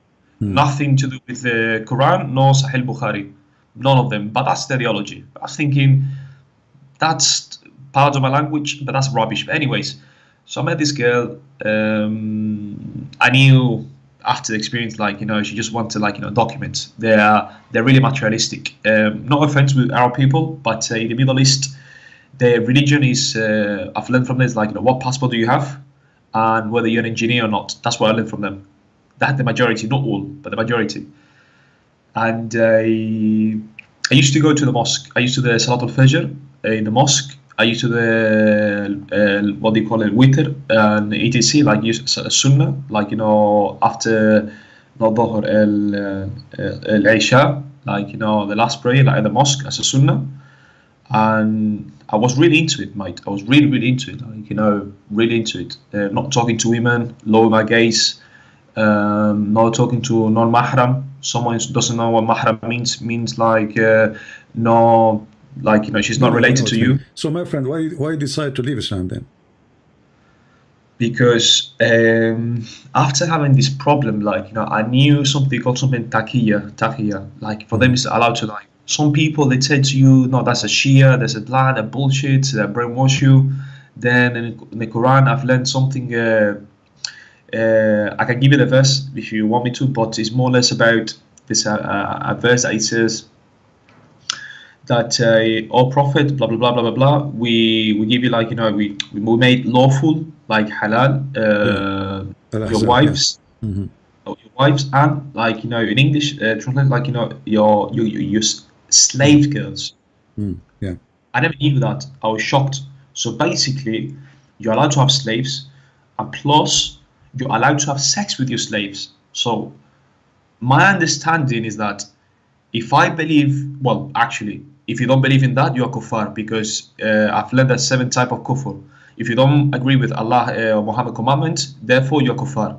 It means you don't agree. Anyway, so if I was trying to picture myself, right? So if I want to be, like, you know, like, you know, Muslim, well, someone who submits, I have to follow this condition. And I tried to picture myself, how can I have a slave, a human being? Okay, it's not like, you know, we're talking about a living life, right? Even like a dog man has got rights. How can I have sex with a woman who has a slaves and maybe she doesn't want to? But, you know, so, okay, but hold on. But you see, the problem with this, it's not Muhammad having sex with a slave who don't want to, because at that time slaves have no right. That's why they are slaves, you know. So we don't want to blame Muhammad for doing something people used to do at that time. In the same time, the question is, what Muhammad did, the difference is that Muhammad, he made it, it's coming from his God. You know what I mean? So he made what is not right.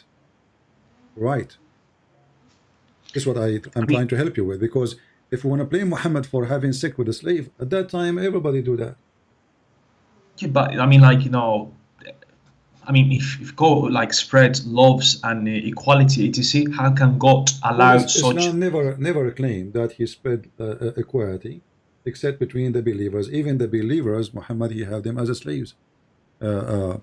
So like Muhammad, when he said, don't if you wanna, like, don't have intercourse, which means don't marry with women who they are not believing, and believing women is better even if she is a slave. So yeah, I remember that. It's like, you know, even like, you know, if you fully enjoy with her, it's still a slave. I never when I say slave, I was like, okay. But it's like, you know, even if you, like, you know, a non-believer, even if you, like, you know, you enjoy the, like, you know, her company, and I believe a slave is better than that person. I was thinking, even I forced myself to marry, because in the UK the majority are Pakistanis or Indians. So I was trying to be, like, you know, not racist, and I was like, okay, I should marry this girl, even if I'm not physically attracted to her, but based on Allah knowledge, it's better for me to marry, like, you know, a Muslim. So I was trying to do an effort. I was always having, like, problems. I was trying to my best to, like, you know, be like a robot, follow the law. I don't use, don't benefit yourself, benefit Allah, because Allah knows the best. And if you fulfill Allah's desire, you're gonna be, like, you know, successful, like, in life. But I was having problem, like, how can you have, like, slaves, mate? Then I found out few things, like, you know, I was trying to defend this, but he married a woman called Aisha, right? He married her when she was 6. Exactly, 6. Then some people, they use it like, you know, I'm trying to know more about the gospel. So because they use it like, no, because I can't remember who prophet was. Like he married her when she was 3 or 2. I cannot remember, one of the prophets. So they back up themselves with that, as in like, you know, because a prophet in the Old Testament or New Testament, he did so, as in like, you know, look, he did it. You know what I mean? As an excuse. I cannot remember the name. He did what in the Old Testament? Well, I don't want to. Well, I don't want to like, you know, lie. So because I don't want to be like the typical person who brings like, you know, oh, I had no. I want to give you like, you know, the accurate source. Okay. But there's a prophet they use as an excuse that married 3 years old. I don't know. I think it was a prophet. I cannot remember. I don't want to. You know, they speak about Rebecca, but this is false. This is nowhere in the Bible it says what they are saying. This is just a fabrication. Who is it? Apologize. Who is it? They say a marriage of Rebecca, you know. But anyway, this is nowhere in the Bible to be found. This is false. Is it not? Okay, I'm not an expert. I don't want to talk about things I don't know. When somebody says to you, okay, show me the verse that says he married someone at the age of 3. Okay, then we will laugh. There's nowhere. That's a stupid lie, you know. But the Muslims, because they are desperate, because we have a clear proof from wife of Muhammad saying he married me at the age of 6. So the Muslims, they have to come with something equal. They tried their best, they could not find anything, and they fabricate a story. But if we ask any Muslim, here we go, any Muslim who is watching, and you know, from those who claim to have knowledge, post for us the verses from the Bible says that there is somebody, he married somebody, and she was 3 years old. I challenge you. They are liars. There's no such a thing. So do you know what they say? Like, apologies for interrupting you. I don't want to be rude. I apologize. But do you know what they say? 6. It's Sahih Bukhari. Then because they contradict themselves, because they say like Bukhari is a man from Bukhara. He was blessed by Allah because he was blind when he was young, and then Allah, like, you know, cured his blindness, and he gave him like, you know, such like, you know, what's the proper word to explain his like, you know, ability, skill, right? He could, like, you know, if you give him, let's say, 1 page, he would just view it once and memorize it. So they say in that way he was, like, you know, fully trustable. Okay, it's a guy from Bukhara. But then when you give him this, like, you know, this quote, this hadith, so it's not only related in one page, one section. It's been repeated in multiple pages. I haven't memorized the number, but I know it's been repeated multiple times. So we all know that he married a woman, like what, a girl, apologize, 6 years old. So if you like, you know, you don't have to go to university, but if you use your brain, man, if you use your brain, just Google 6 or 9 years old girl and imagine yourself marrying to that person. Man, it's disgusting. Yeah. It is disgusting. I've done it yesterday. So this is the main reason. This is the main reason make you leave Islam. What about the stupid mistakes in the Quran? Because I've lost my faith. I was like, you know, really, like, you know, I always believe in there's one God, okay? But I'm not lying to you. Sometimes when you mix, I mean, company is important because, like, you know, it can make you to increase or lose your they call it iman, like, you know, your faith, right? So as the more, because at that time I didn't know much about the religion, so I was like, you know, my iman, my faith was decreasing, because I said, how comes such a beautiful religion have not been successful over the world? Because just tell me one Muslim country that's been successful. There's none of them, even Saudi Arabia. Like, you know, you're but this is not, you see, this is for me not a reason to be a true believer or not, because you can be a believer and you are poor, you know. What? Yeah, but, you know, most, my friend, this is not a reason. Most of those who they are most successful today, they are not even believers. Like Bill Gates is an atheist. Yeah, they're not. All of them, they are atheists. Most of them, actually. So does not prove that they are right or wrong. So being poor can be a blessing for you, because you will not be tested by the money, corruption. But the question is, do Islam make you a better person, even if it's true religion or not? Islam make you a person who hate everybody. Islam make you want to kill everybody. Correct. Islam make you even hate your own family, as the Quran says. The Quran forbid the Muslims even to love their own parents and their own family if they are opposing Islam, which means they don't believe in Allah.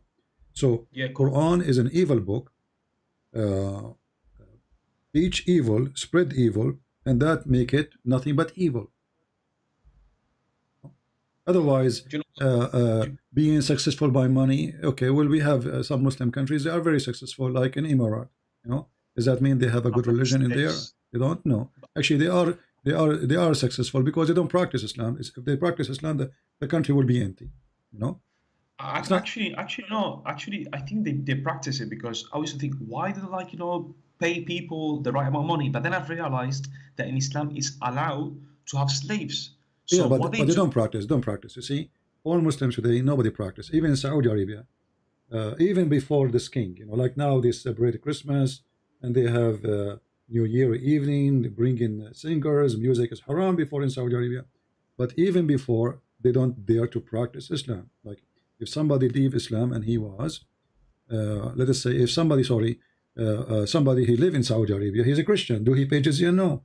Why? Because then nobody will live in the country and nobody will work in this country, which none of the countries know even to make anything, like how to build a house, how to make electricity, how to fix a phone, how to fix nothing. So they have to bring workers from abroad, and this is why they compromise their religion. However, you will not find one single Muslim country practicing Islam. Even Taliban now, they are not really practicing Islam because they are asking friendship with Russia, friendship with America, friendship with China, friendship. But the Quran says, chapter 5, verse 51, take not Christians and Jews as a friends. So Muslims, correct. Even Taliban, they are not true Muslims because Islam is impossible to practice. And this religion, this religion make you a hateful person. And at the same time, does not give you the solution for what to do. Okay, if we don't take a Christian and Jews as a friends, so what we would do? I agree with you because I want to mention two things, like before I forget them. One of them, like the more into Islam I was getting, like what Islam means, submit to God's will. I don't want to call that. I want to call them. I want to call Muhammad's teaching. Islam mean to surrender, not to submit. Surrender, yes, not to submit. This is they give you a false translation. Yeah. Okay, so apologize. Thanks for that. So let me ask you. Originally, you were a Christian. Or what you used to be? I wouldn't say Christian because I didn't know what Christianity means. I started doing my research. Because you just said Jesus, so I'm trying to understand why you are saying Jesus if you don't understand. Because I've been mixing more with Christians recently, so I started using that word again, and I've been doing my research. So now you decide to leave Islam. What do you think about Christianity? I'm doing my study now. Look, about me. Before I continue, I'm not the typical guy who'd say blah blah blah, and you take it. No, I'm a person. It's not because I'm arrogant, but before I get into something, I need to read the terms and conditions. I need to know what I'm following, right?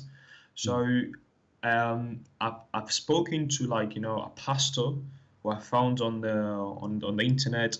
I've got many nice Christian friends, even here where I'm from. Majority of them even they're not fully knowledgeable, but by nature they're Christians, right? And I always felt comfortable with my friends. The only difference is I believe in something, they believe in another thing. And now I'm doing my research about it, because I'm learning about the Trinity. I understood the Trinity in one sentence. Even it's logical. Father is like God, and then Son doesn't mean Son as in physically, but just in the name of the Father, and in the flesh as in meat. And spirit means soul, in Arabic call it nafs, roh. I think soul, etc. So it took easy to understand it. It means it doesn't mean that. Hello, are you there? Yeah, I'm just listening. If there's any question you need me to help you with regarding Christianity. Yeah, there are 2-3 things. With me, I really got into Islam, so for me it's gonna be it's hard to to get it because I wasn't a fake one. I really studied. So for example, this hadith, they say the end of the time. So that's why I said Taliban maybe is right. There's a tribe from Al-Khurasan, a tribe which is actually Iran. The Imam al-Mahdi, it will be erased and will lead a troop from Al-Khurasan, which is a town in Iran. I will leave the champion to fight against the like with some, I think it will, yeah, from Khorasan. So I was thinking, whoa, Taliban just took over. Now this hadith is talking about Khorasan. No, my friend. This is first of all, Muhammad, he made a false prophecy when he spoke about this. Yes, because you know, the problem is when people they read, they don't listen, they don't read carefully. You know, you have always to learn how to read carefully and study the words carefully. So here it says, this is the hadith, and some of it is da'if, some of it is sahih. And then Muhammad here is being racist, speaking about people who they are Asian. The Asian people are the people who they have the black flag, and they are the Muslims who they, you know, they will follow the Dajjal. If you read here, it says the Dajjal. Okay, on the YouTube channel. Yeah, he will emerge from a land. It's called Khorasan or Khorasan, and fought by people who their faces like hammered shield. So Muhammad, he believed that the evil ones, which according to Muhammad and his racism, the Asian people, they are the one who follow the Dajjal, and he is coming from Khorasan. So Muhammad, he made it so clear that Khorasan is where the evil one will come. It doesn't matter who is this evil one, is the Khorasan. But Khorasan now is Muslims. Khorasan is Muslims, and you know, Muhammad obviously he never been there because they don't really have the look of Muhammad. So how did he need? Apologies for stopping you. I don't want to be rude. How did, like, you know, see, if this guy was like illiterate, I mean, like, you know, but I'm not that stupid. Like, and like this jihadi wannabe one can trick me, because, like, you know, he was like, you know, a trader. He worked for his Khadija, so used to travel. I think that when he went to do, I think they call it Damascus, he mixed with people, so he hear things, he listened to things. So he's not stupid, like, you know. I mean, he didn't like only stay in Mecca. So he really, well, you know, this is not really for me. This is not a big deal. You know, we were trying to find out. We understand you left Islam. I asked you if you like, if you have a question for me about Christianity, I will answer you. But you know, like we are going over, and you know, look like we will never end anywhere. Do you have any question you like me to ask me about Christianity before we finish our talk? Yeah, there are 3 verses for me, 3 verses, and I will fully leave Islam. If you can help me with this, I will fully leave it. What 3 verses? What do you mean? Okay, 3 about the Quran. Okay, so there are 3 things. Okay, so one, it talks about, like, you know, how, like, you know. So hold on. So you did not leave Islam yet? I mean, I don't pray, so therefore I'm not a Muslim. No, I'm asking you. Do you consider yourself a Muslim or not now? I'm doubting. I'm believing, like, in between. I'm Okay, doing my research. what is the 3 verses you want me to answer you about Islam? So there's one about it talks about, like, you know, how, like, it would preserve the body of the mummy of Pharaoh, like, you know, that's one. The second one, that's one, like, you know, how he's preserved. And they say people, they found it. That's what, like, increased my faith, because I found it through that.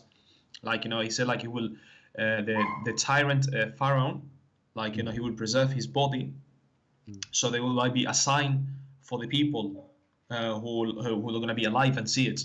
So now in Egypt, now years ago, they found the body. If you can Google it, I mean, like, I think Ramses, they issue Egyptian passport, so they can, like, you know, take his body to be studied in France. So I'm a bit shocked about this. I'm not lying to you. And the second one.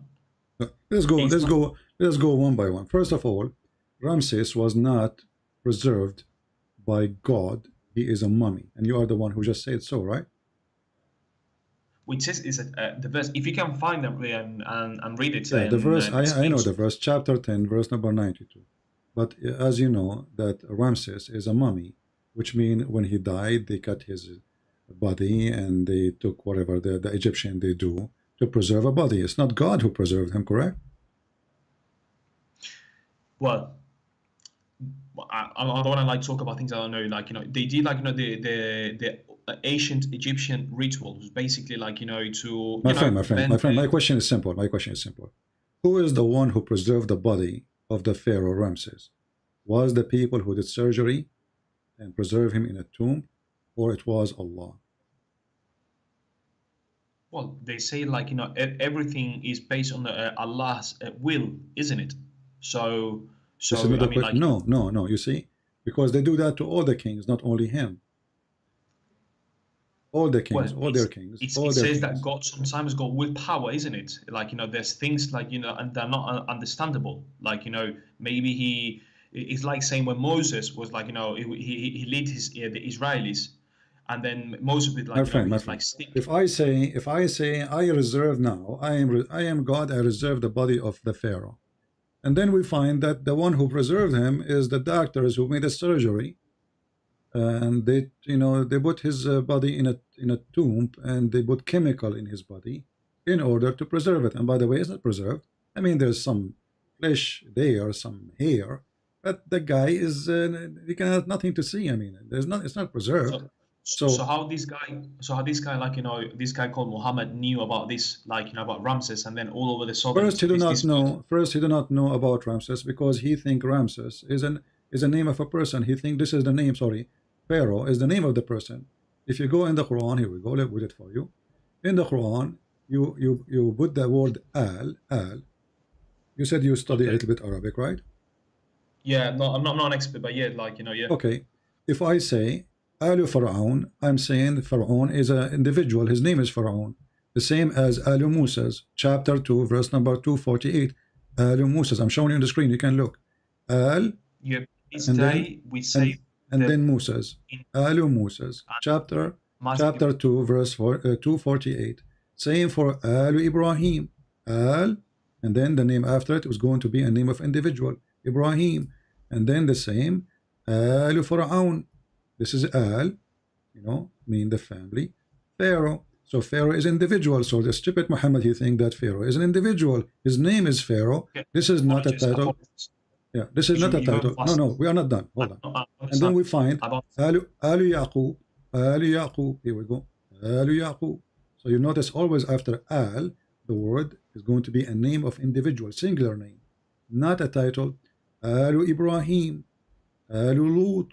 So all over the Quran, this word is used. And here, give me some apologies because you're going fast and I'm not understanding this. I do apologize. I mean, you are a native speaker. I am not. I do apologize. So you said, like, you know, the name is not Al Pharaoh. What is it? Al is a word mean family of.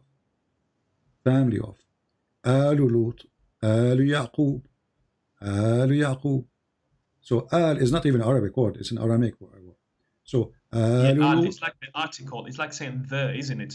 The article. It's like saying Al. No, Al mean literally family. Al, like family. Alif. I think it's Al. No, this is not. This is not letter. This is a word. Al. It is two. It is two letters, and there's medda, which means the A is 2A. So, or you have to extend it. So Alu Dawood. You see here it says Alu Dawood. If you click a translation, chapter 34 as an example, chapter 34 verse 13, here it says, this is Alu Dawood. Alright? So, what is... Which means? Alu Dawood means the family of Dawood, the family of Dawood. Here we go. You see the translation? No, I cannot see the translation. I apologize. It's only in Arabic in there. Chapter 34 verse number 13. I'll Google it. Give me a second. So, chapter, apologize. Say that again, please. Chapter 34, verse number 13. Verse 13. So, chapter 34. Okay. I'm showing this in YouTube. You can see it in YouTube if you're watching. Okay, give me a second. I think that was.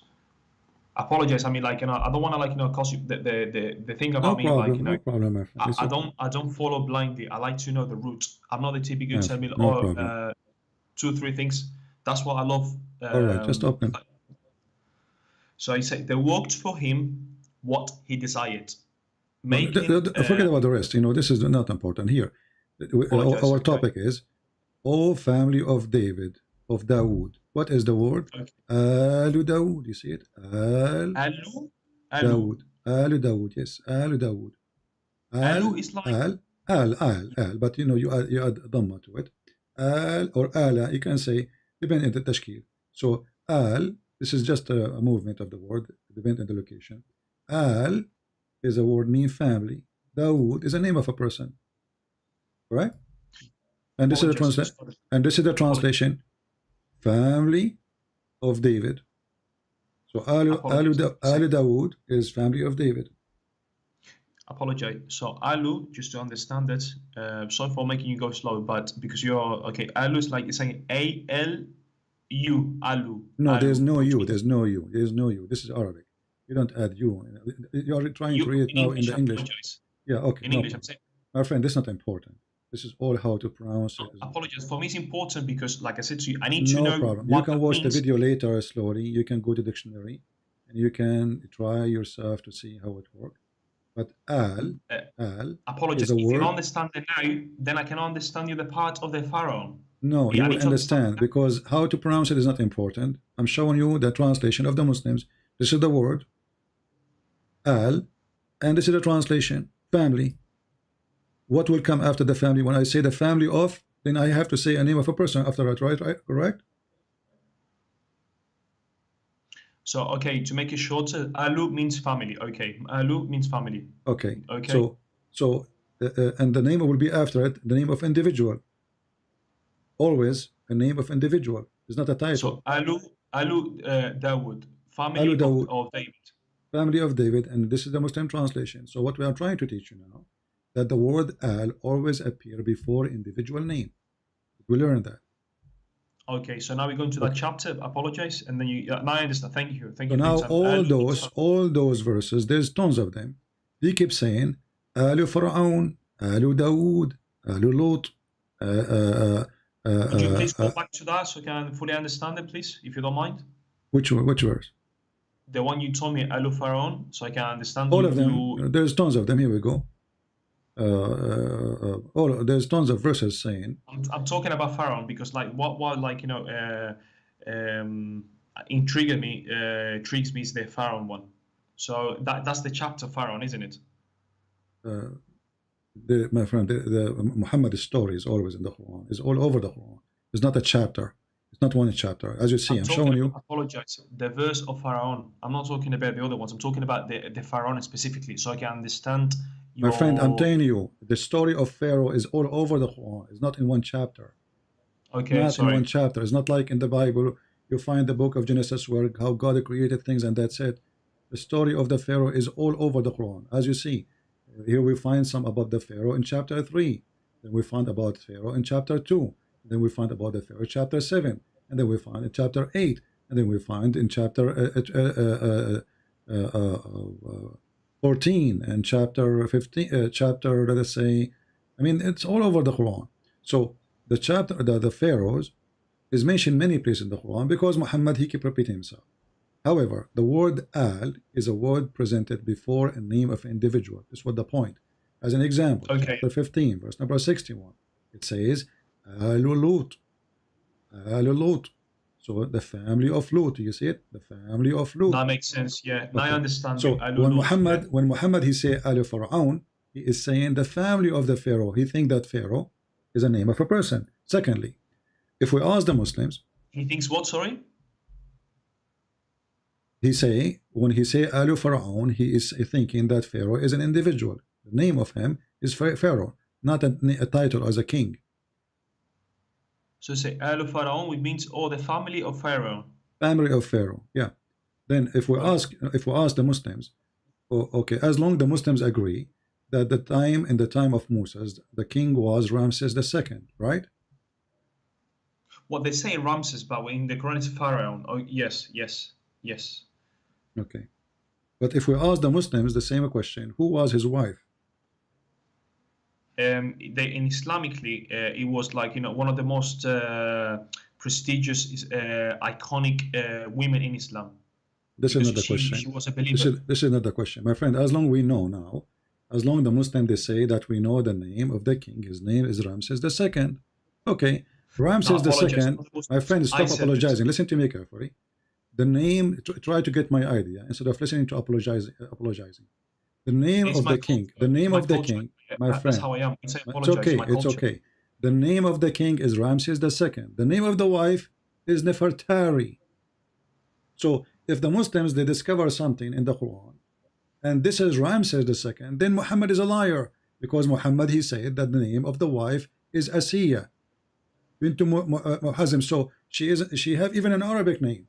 So this is the Egyptian queen of the wife of Ramses, and her name is Nefertari. According to Muhammad, Nefertari. According to Muhammad, the wife name is Asiya bint Muzahim. So this is alone proven to us that Muhammad is a fraud. Is it not? I apologize. Is it not because, like, you know, it is in other language? It's like saying Joshua. No, you don't change. No. You see, Joshua, because you know the Latin. Remember, we have letters in Arabic or in Hebrew. You don't have it in your Latin language. As an example, there's nothing is called Muhammad. It is Muhammad, correct? Okay, Muhammad. Okay. Yeah. So those Joshua is not a new name, but this is a new name, totally new name. There's a huge difference between Asiya and Nefertari. Yeah, but for example, they call it like, they don't call it Joshua, they call it Isa.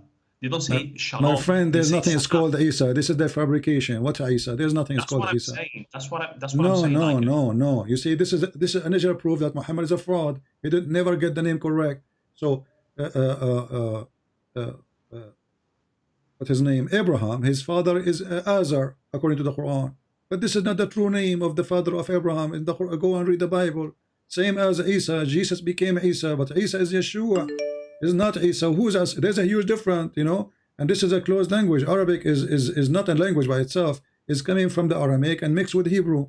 So when we say in Arabic, as an example, we say Yeshua. In Hebrew, they say Yeshua. See how close? Yeshua. Why? Because simply in some Aramaic, my friend, in some Aramaic language, some Aramaic accent, the word "see." Sorry, you're going fast. What? You're going fast. So you're going fast because when you go fast, I don't get. You say like in they say Joshua. Which language was that? This is not their language. This is not the correct name.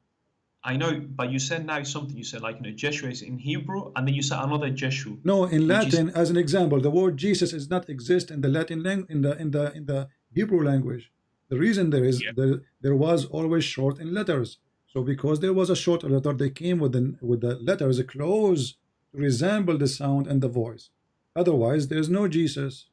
If you read the whole Bible, there's no Jesus, because they don't have equal letters. They have to use words, or let us say letters, make it evil to pronounce. In Arabic, we have way more letters, which does not exist in English or in many languages.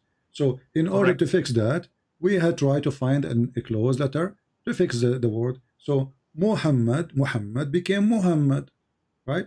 Ali became Ali, but we don't have Ali in the Arabic. It is Ali, not Ali. Ali is a letter A, but because in your language you don't have the letter which we have, so you replace it with something close to make the sound, but not to make the name really.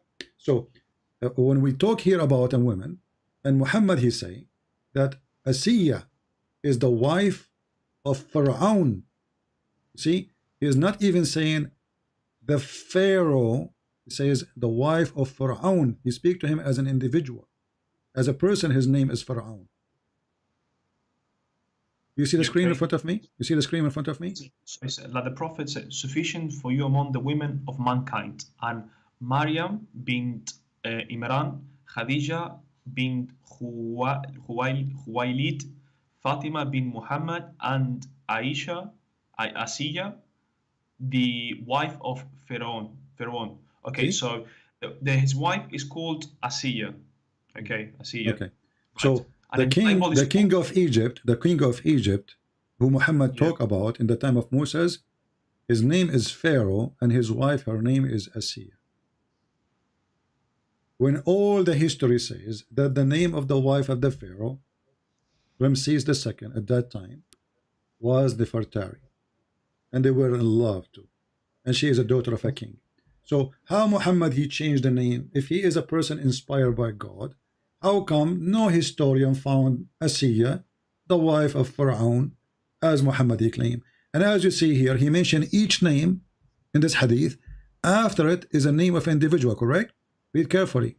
He says, among the women, the mankind are Maryam, the daughter of Imran, correct? So Imran is a name of individual, and this is again wrong, because Mary, she is not the daughter of Imran. Imran is the father of Musa, so Muhammad again is a fool. And it's not even Imran, it's Umram. Then he continue, Khadija bint Khuwailid. So Khadija, the daughter of Khuwaylid, the name of individual, a man, his name is Khuwaylid. Fatima bint Muhammad, this is supposed to his daughter of Muhammad. And then Asiya, the wife of Fir'aun. So Fir'aun is individual, his name is Pharaoh. So the silly Muhammad, he think Pharaoh is a name of a person, and he gave us a false name of the wife of the Pharaoh, Asiya. This is again proof that Muhammad is a fraud. Okay, to me that doesn't make sense to me because, like I said to you, it's a language. Okay, they change things. Like my friend, in language, you did change the whole name. You don't change the whole name. You try to make sound of the name. Do Nefertari sound like a close to Asiya in any way, in any mean? If there's any letter between them they share, just letter. Asiya, Nefertari. If there's any letters they share. I get your point now. Mate. Yeah, mate. Now I get your point. It's like saying not even one letter. The first letter in the name of the queen is Nefertari. N. The woman here, her name is not Nancy. Her name is not Nancy. Her name is not Nunu. Her name is not Nana. Her name is Asiya. So the first letter is not the same. The second letter is not the same. The third letter is not the same. The fourth letter is not the same. The fifth letter is not the same. And even there's more letters in the Egyptian name. And none of them fit with the name here. Not even a single letter. So when you say to me, maybe because it's different language, in different language you don't change the name. You don't change the name. Every Christian knew that the correct name of Jesus is Yeshua, not Jesus. Jesus is the word we use in a language which don't have equal letters. So we are not deceived. We are not using wrong name. We are not doing that in purpose to lie. We are trying to accomplish a language which is not equal to the Hebrew or Aramaic. So but the name is still very close. But here, Nefertari, and here, Asiya. So if Muhammad he got it correct, then he should get that Pharaoh is not a name of a person. This is the name, a title of a king. Secondly, he should know better that Asiya is not the wife of Pharaoh. Not only that, he claimed that Asiya, she is the daughter of Muzahim. When this woman, she is very well known, Nefertari, she is a king. She is the daughter of a king too. Not only she is a wife of a king, she was a daughter of a king. So, okay, so what's the name in the Torah? Like, what's the name given to the Pharaoh? What's the name given to him? Well, speak about the Pharaoh too, but doesn't say. I think it's mentioned not exactly the name that I'm trying to remember. It doesn't say Ramses, or doesn't No, does it you also see, mention the name of his wife? I don't remember really. Can we search it, please? In some translation, like they put in the translation, they put the word Ramses, but I don't think the word Ramses exists. But the Pharaoh never been used as a name of a person. The Pharaoh is a king, is a name, is a title of a king. Is not an is not an a. Yeah, but my friend, to make it simple, so the first thing, Allah did not preserve the mummy. It was the Egyptian. Do we agree on that or not? Like I said to you, I am not these people who you tell them 2-3 things and I will accept a belief straight away. It's not a question, my friend. I want an answer a question. You don't have to agree with me. I'm asking you, who is the one who preserved who is the one who preserved the body of the Pharaoh? Is it the doctors who did surgery? Is it the doctor? Is the body of Pharaoh? Let me make it simple for you. Is the body of the Pharaoh never been touched by a human, preserved by God? Or the body of the Pharaoh we have right now is not really truly preserved, number one, because preserved means preserved. That's it. Secondly, is it preserved the way it is now by the doctors of the Egyptian, the old Egyptian, or by Allah? This is the question. Okay, so let me tell you something. It's not I don't want to be rude to you, but I can tell you you came from an Arabic background. Arabic people, they have a rough approaching. Okay, so to me, like I said to you, the Almighty, the name it says, He's Almighty, is mighty everything. So if God can preserve something, can do it, it's not because the human are human. Because to me, Like I've read something, Kul wa ma yakun, kul wa fa ma yakun. So if God says do it, do it. If God says doesn't do it, doesn't do it. What does this have to do with my God, question? What does this have to do with my question? I'm asking you, who is the one who preserve it? Everything works under the God's will. No. Even no, prove it. Prove it. No, prove it. Prove it. Because now I can. So are you saying to me now, when the Egyptian they preserve the body because Allah He told them to preserve the body? What I learned, whatever you do it, and Allah does the rest. What that means, what is that? Hold on. So there's people right now, when somebody die, they burn him. You know. So is Allah ordering to burn the person? No, apologize. No, that's another level. You went to another level. Apologize. No, I'm not going to any level. I'm not talking to a level. So I'm asking you, when the Egyptian, who is the one who preserved the Pharaoh? Was it the Egyptian who did the surgery or Allah? Why I believe you can do something, okay? You can do something, okay? You can do something. And if God wants, I don't say Allah, I say God, okay? Allah is in Arabic. If God wants, He can do whatever He wishes. My friend, I don't care what you are telling me. This is not my question. Please focus with me. I put now a chicken in the refrigerator. Yeah. I preserve it for the coming century, maybe. So, when I did that, Allah is the one who ordered me to put the chicken in the freezer, or I did it myself? You put the chicken in the freezer. Who is the one who preserved the chicken? Me or Allah? No, preserve. No, you place in the freezer. That's all you did. Like you place in the freezer, and the freezer like preserves the things because like it works. So what difference is going to make, my friend? I don't know if you are how old are you? I put the chicken in the freezer. I put the chicken in the freezer. If I don't put it in the freezer, is Allah going to put it in the freezer? No, He will not. I mean, like, you know. Okay, so I am the one who preserved the chicken. I am the one maybe who made the freezer, and maybe I am the one who made electricity for the freezer, and then I am the one who put the chicken in the freezer. What does this have to do with Allah?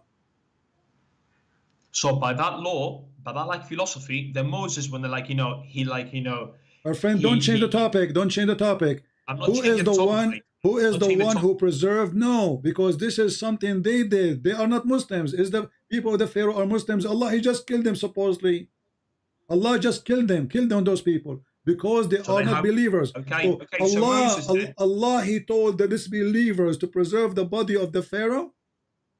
Okay, so then Moses, like when he like, you know, when he was like, you know, his people were thirsty, he used his stick. He like, you know, he stopped. What does this have to do with my question, my friend? Listen carefully. Logic, that is a miracle. That is a miracle. God, He did it. He did not ask people to do it. He said to him, go and walk. He said to him, go and walk. He crossed the ocean. Don't worry, cross the sea. So God, He opened the ocean. It's not the stick of Moses. Stick of Moses is not Harry Potter. We don't believe in such a thing. So listen carefully. You're not a kid. You're not a kid. Listen. If I put the chicken in the freezer, is Allah ordering me to put the chicken in the freezer, or I am the one who made the decision? You made it. Okay, so when the Pharaoh people, they cut his throat, they opened his stomach, they took everything, they put chemical inside, and they put him inside a tomb, and they preserve him in a certain way to preserve his body as much as they can. So who is the one who did it? I do not know if they put chemicals or any sort of technique to preserve their body. Everybody knows that the Egyptian, they do that. Don't play like a kid now. Everybody knows the Egyptian, they do surgery. They take his stomach, my friend. If you don't take the stomach of a dead person, the person, his body is full of worms. They will eat him. Simply. They found recently. They never heard of a stuffed cat, stuffed wolf, stuffed a bear. You never heard of those things? The what, sorry? Stuffed bear. Like they take everything inside him, they keep his skin, and then they put inside him chemical and cottons, etc., to make him look like he is in a shape. But in fact, he is not preserved by himself. If you leave him in the field, the worm will eat him. So was the Pharaoh preserved by himself? And that is a miracle of God? Or there's doctors, they did surgery and they clean him inside and they put something inside him to preserve as much as they can.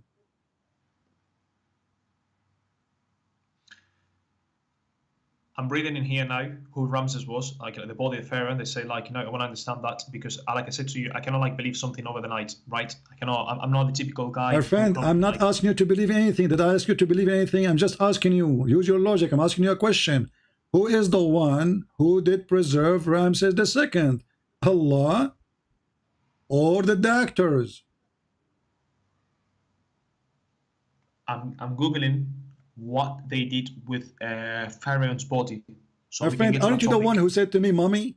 Isn't it you who said to me the word "mommy"?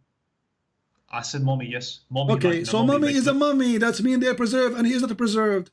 Who said that he's preserved? Look at him. I mean, this guy is a preserved. Anyone in the world here can believe that this is a preserved. What is a preserved in him? This is the preserved. And he is a mummy. Mummy mean that we put him inside a tomb, and we did a surgery for him to fix this mummy to make it look like something. So he's not preserved. This is number one. Number two, it was the people who put him in that tomb, and they did that to many pharaohs, not only him. So the preservation of the Quran is a false claim, because this is what they did to all the pharaohs. Secondly, even if you're drawn, even the Bible speaks that when the drone is done, the water went back and dead bodies were, all over the place. Even if you die in the middle of the ocean, actually, most likely the waves will push you away to the shore. So what does have to do? Preservation. So he did not preserve him. The Pharaoh was not preserved. They say like, when Moses crossed the Red Sea, and the Almighty bring the waters back, they all sinked. They were My friend, isn't it back already? Is it still open until now? The what? Sorry. Is the water still open until now? Do you mean like the Red Sea? No. Okay, so what you are saying to me? Are you saying that the Black Sea came back? I'm telling you this story, what happened, so when the Pharaoh and his troops were drowned, were sinked in the sea. They say that the bodies were floating and remaining, and they're right on the coasts. So afterwards, I believe what they did, they found his body, okay, they found it, right?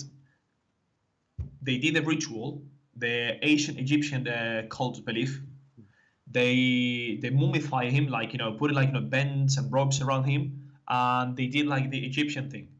And we know that nowadays in Egypt they discovered a lot of tombs from thousands of years, a lot of them. And that's what I'm saying. So what's wrong? I mean, what's my friend? I don't know what's wrong with you. I'm telling you this for the last hour, trying to explain to you that this is what they do, and now you are telling me this is so easy. But I thought you didn't understand, but now you understand even better than what I understand. So the Egyptian, they did the thousands of tombs the same. It's not Allah who preserved them, and the guy is not preserved. When I say I preserved your body, this means his body should be preserved, not bones. Preserved means preserved. There's all his army, all the army went in the sea, never come back. Obviously, many of them, they are in the shore, they are dead. This is the king. They came, they looked for him, they took him, they buried him, and they did what they do. So it's not Allah who preserved him. This is number one. Number two, Muhammad is a fool. He thinks the Pharaoh is the name of a person. Number three, he have the name of the wife wrong. What else more proof that Muhammad is a fraud? To me, that's not about names. It's not a big deal because we're talking about. No, it's about names, because it is you who mentioned to me, this is Ramses II. Why Muhammad don't say this is Ramses II if we want to make a miracle? His God did not tell him Ramses II? If this is the purpose, we call it as Ramses II. No, it's not. It's not you call it. It's not you call it. This is his name. It's his real name, Ramses II. Okay. Yes. So, but in biblical names, in all names, my friend, what's wrong with you? What's wrong with you? If the purpose of this verse to prove that Allah, He speak about certain person, can't Allah tell Muhammad the name of this king is Ramses? He didn't say the name. He said Pharaoh. No, he said the name. No, this is why he says the wife of Pharaoh. Pharaoh. Doesn't even say the name of the Pharaoh, the wife of Pharaoh. Do you see it? It's in front of you. If Pharaoh is a title, I will say the Pharaoh. Correct? You see that? Yeah. Asiya, the wife of Pharaoh. Yeah. Pharaoh. Okay. Yeah, Pharaoh. There's no the before it, right? There's no the. So if I say the wife of the king, I have to say the king. Correct? Yeah, he didn't say king, he just said Pharaoh, yeah. Okay, so the wife of Pharaoh, because the foolish Muhammad, he thought this is the name of the person, Pharaoh. This is a clear evidence that Muhammad, he think that Pharaoh is the name of the person, and Asiya, as you see, she is his wife, and both of them, they are wrong. Pharaoh is a famous title of a king, but this is not the name.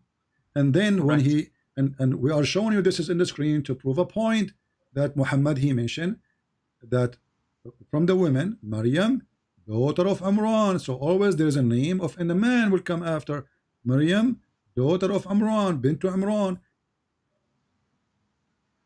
Yeah, Ibn Khulayfa, Fatima bin Muhammad, and Asiya, the wife of Pharaoh. Okay, so I'm getting that, like, you know, Pharaoh is like a title of, like, you know, leader, king, ruler. Yes, that's the ancient Egyptian ideology. And they say, what's it called? What's that family in Arabic? You said Ali. Is it called Ali or the Alif? What was the thing like you said before in Arabic? Apologize. What's the translation you said before? Alif or Ali? I cannot remember. Hello? Can you hear me?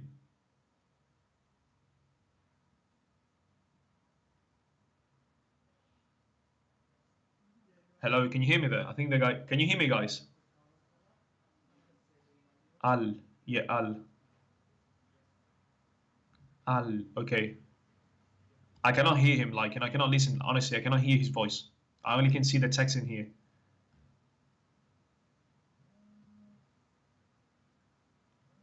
Alu.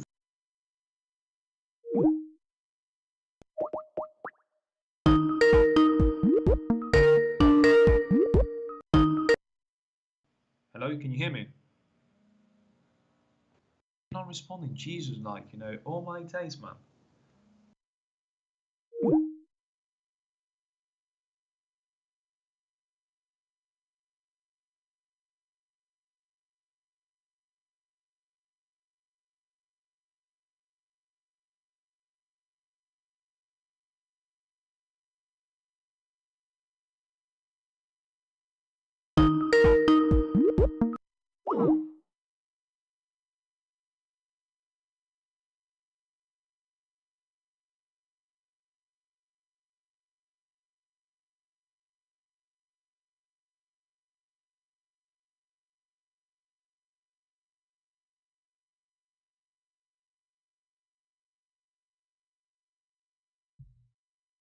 All right, let's see now.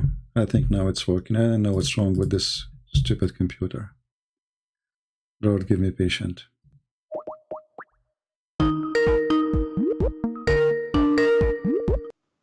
Hello? Okay, do you hear me now?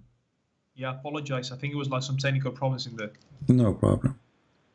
So let us go back. Let's go back. So Al is a word meaning family. Pharaoh is a name of a person. Name of a person. And the proof in front of your eyes. Because if I learn this, because I debate with Muslims on TikTok. Okay, so I can save it for my knowledge. Thank you for telling me this. I know Arabic people are be like, you know, tough and harsh, but let's do it slowly. I apologize.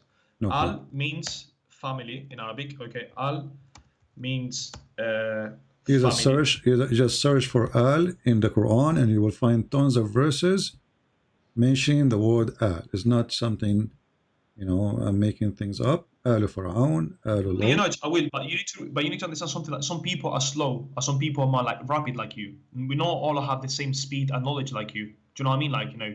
No so problem. that's why I'm being very patient, my friend. Yeah, I know. Normally, Arab people, they're not another patient. You're patient. Okay. I really appreciate you. That You can go and review the video later, and you will see all the verses showing you the words Al, as you see in the screen. You can freeze the video, click one by one, and you will see the translation. All of those mentioning the word Al, either in front of the Pharaoh, or in the front of Lot, or in front of David, or Abraham, or Jacob, etc. So this is what the word Al mean. Present Al, the people as the family, and then we find that Muhammad, he mentioned clearly that the wife of Pharaoh, he don't call him the Pharaoh, he called him the wife of Pharaoh. He called him as a name. So the wife of Pharaoh, not the wife of the Pharaoh, the wife of Pharaoh, her name is Asiya, and this is a wrong name, and it doesn't match even with one letter with the original name of the wife of the true Pharaoh, Ramses.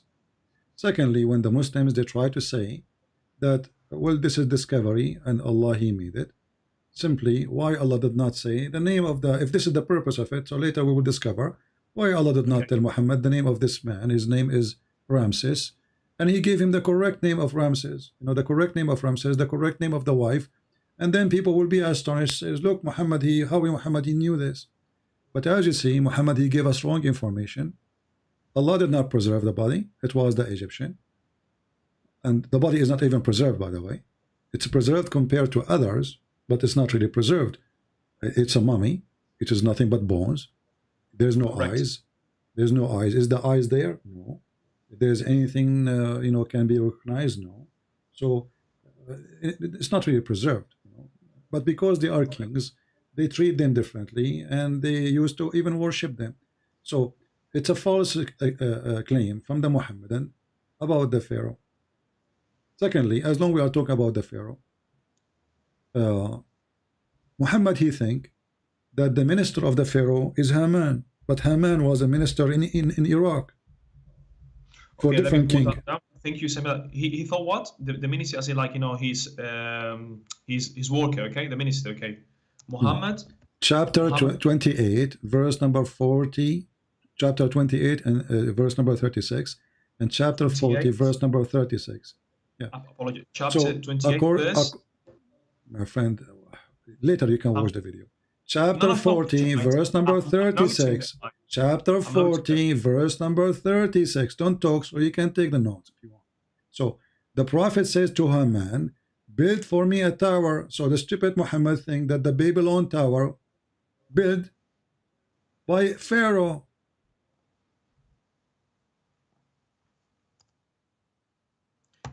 Taking notes, man. I'm taking notes. I mean, I know there are people that fast, they're harsh, but in here we take things slowly so we can study it. I'm being very slow with you, So do you see it? So how Muhammad, he say such a stupid thing that Haman was a minister of the Pharaoh, and Haman is the one who built the Babylon tower or Babylon tower for the Pharaoh. So okay, so you said like Haman built the Babylon tower where? You never heard of the Babylon tower? No. If I say yes, I'm going to be lying to you. No. In Iraq. In Iran. Okay. So Haman built the Babylon tower in Iran. Okay.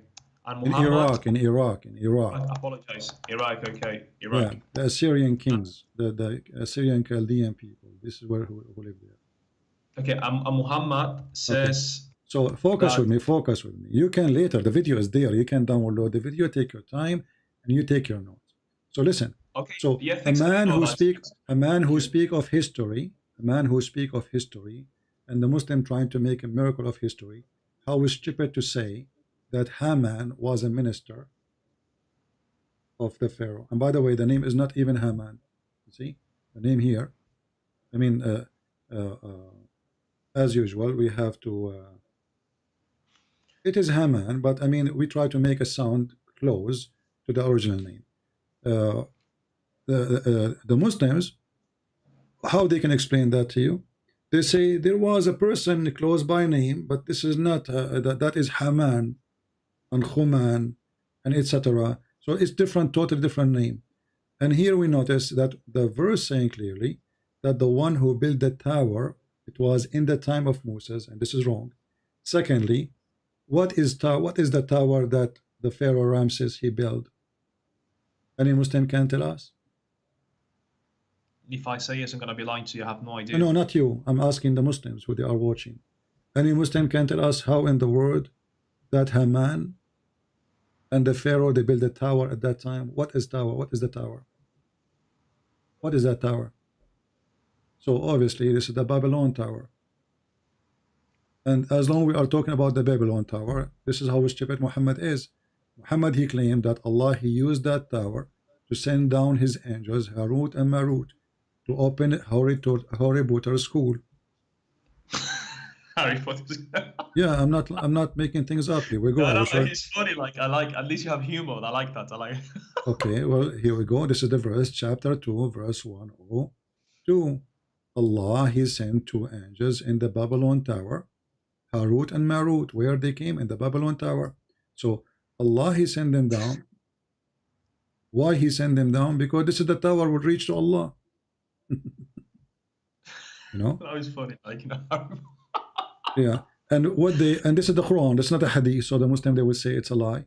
So those 2 angels, they taught what? They opened a school to teach black magic. Read carefully. I know the story. Harun Marun, like, you know, to test the people. I know that story. Harun Marun, yeah, I know that. I know the story. Actually, the story is more than this. The story that they came down and Allah, he sent to them a woman. Her name is Venus, and she they wanted to sleep with her. And then they told her, if you sleep, if we want to sleep with you, if you please. Jesus. And then she said to them, I will let you sleep with me only if you do 3 things. And then after they do 3 things, they worship false god, they drank wine, and they killed the person. Then she told them, I want the password to go to heaven. They gave her the password, and then when she fly to go to heaven, Allah, he cursed her, and he made her the star Venus, or the planet Venus. And all of this is a fiction, as you see. This is all his fictions. Muhammad, he come with it. He put it in the Quran.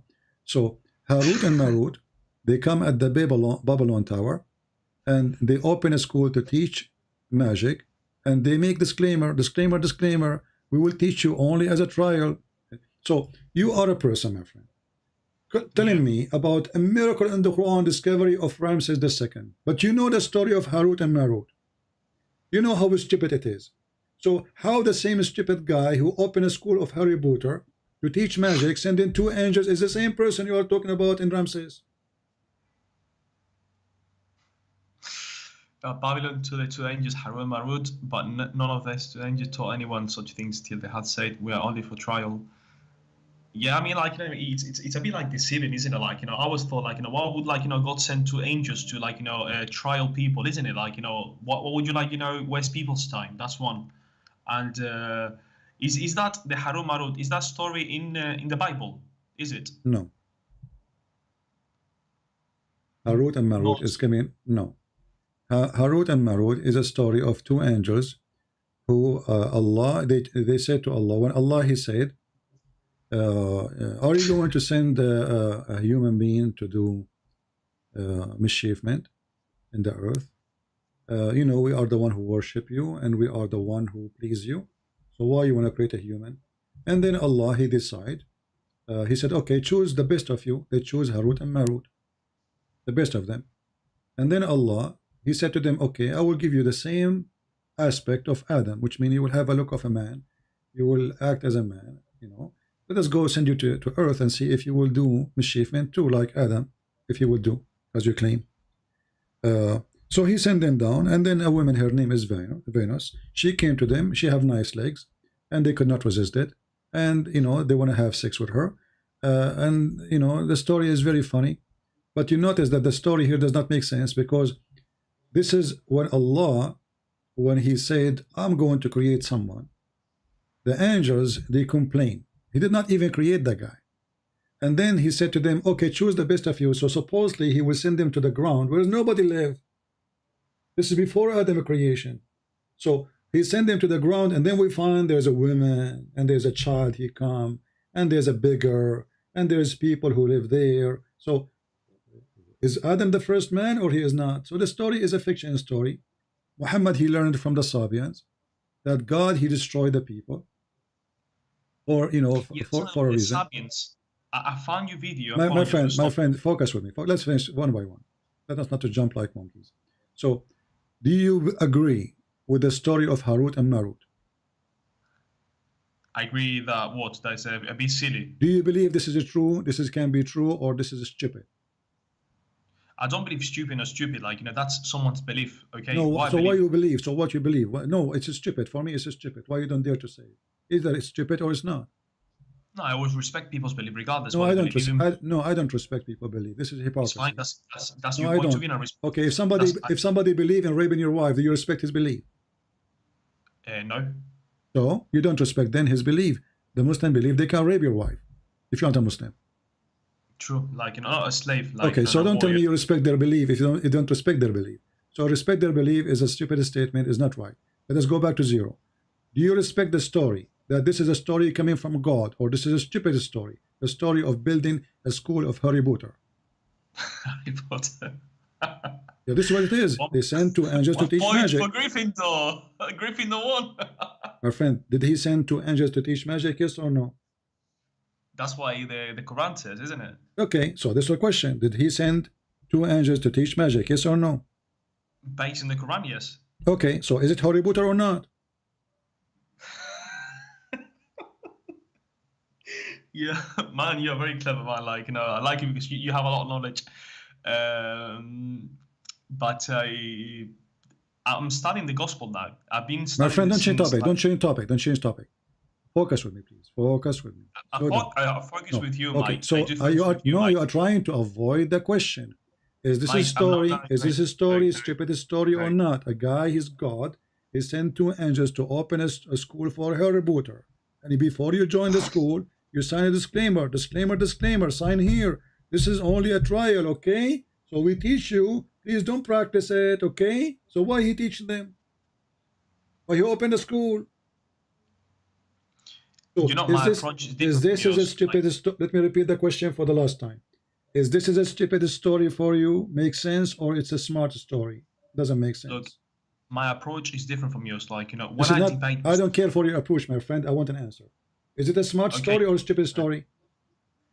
That's the difference, like, between you and I. Like, you know, I have a different approach, man. Because when I learn something, I don't care for your approach. I don't care for your approach. I want an answer for me. Help me. Is this a story? Is a convincing story? As a smart story? Or it's not even fit for kids? So either you say to me it's fit for adult, it's a smart story, or you say it's a stupid story. Why you don't choose one? I'm not forcing you to say one of both of them. Choose one. Either you say it's good for adult. No, it's not that, mate. It's not that. You put him between the wall, the sword and the wall. So, like, you know, like I said, so you have a different approach. This is why you are calling me. This is why I'm here. You are calling me for a reason, and you said to me, "I want you to prove to me the following." Right? So I'm helping you now. So I want a conclusion of my work. I was cooking for you for the last 2 hours. I'm not harsh. When I learn something, do something. I don't care if you are harsh or not. You are not harsh. I am harsh. So I want an answer. Is this a story make sense for you as an adult, as a mature person, or this is not even good for kids? Mate, like I said to you, I need to get the knowledge. So when I speak to a Muslim, it's in front of you. This is not the question. Who care about a Muslim now? Who care about knowledge now? It's in front of you. You are an adult. You are an adult reading the story, let's say, for the first time, and you told me you know the story already. So you do not even need me to tell me the story. So I'm asking you, as an adult, reading the story in front of your eyes, does this story make any sense to you? Mate, I need, when I learn things, so I can, like, you know, take care, my friend. No, you are wasting my time. You are just wasting my time. Like, do you think I'm spending my time here? I need to learn things. Go watch the video and don't call me. If you don't dare to give me an answer, then you don't dare to be a man. Either you say I am with or against. You can't be both.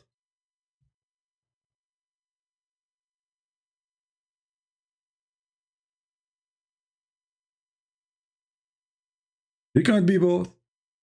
And you are the one who made fun of Muhammad marrying a child, and you are the one who say many things. So now suddenly you don't want to say? What happened?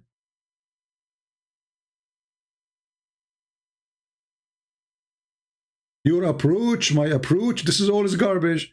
And I want to say to people here, never say to somebody, I respect your belief. No, don't say that. This is stupid of you. What if he believe in raping your wife? What he believe that it's okay for him to have sex with the children, like Muhammad? don't be politically correct.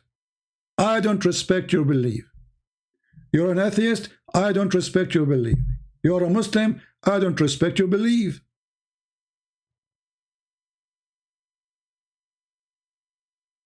It is a stupid sign, or let us say it's a sign of a stupidity and sign of a hypocrisy. If somebody says to you, I respect your belief. I remember once I was sitting with a wife and her husband. Both of them, they are accountant and they are Jehovah's Witnesses. And I was debating them, and when they became in the corner, things get so hot. She said, please, I respect your belief. I said, I don't respect your belief. You are shocked. I said, why you are being hypocrite to me? Well, if you respect my belief, you know, but my belief is false. Why you respect something false? Who is stupid here? Do you understand me, people?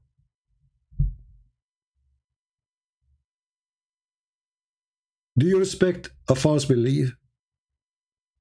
If you respect a false belief, that means you are false too. I respect your belief. This is idiot talk. I don't. I will never respect a false belief, for it is a false belief. I will never respect a false prophet. False prophet means he's a fraud. He's a con guy. He's the same as the guy who call you or send you text message so he can steal your bank account information. Do you respect him too? He believes that he has the right to take your money.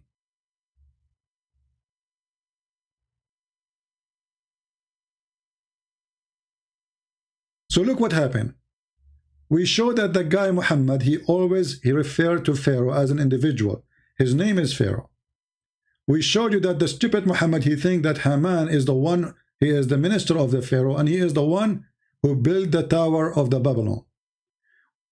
We showed you that Muhammad, he thinks that the wife of the Pharaoh, Ramses, her name is Asaya, when the fact her name is Nefertari. And all of this still is not a proof for him of anything. So don't waste my time, my friend. You try to stay as a good Muslim. I don't respect your belief. Right? Do we have any Muslim? I suppose I will not stay here for long. I am a Muslim. Here we go.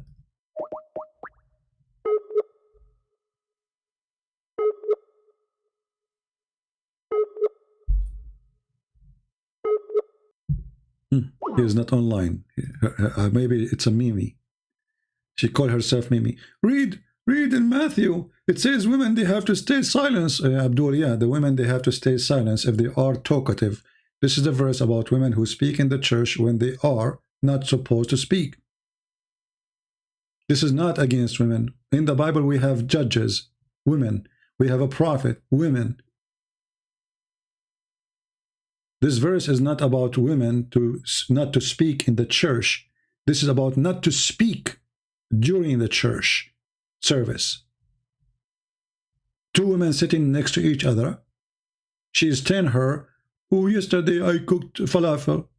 Really? I bought a dress yesterday. I went with my wife, my daughter.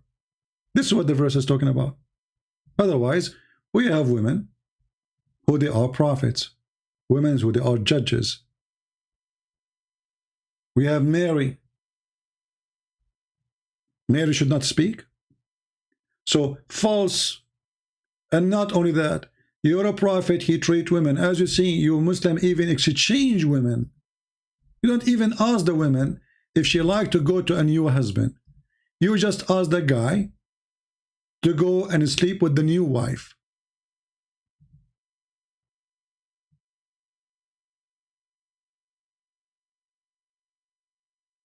Do we have any Abdul?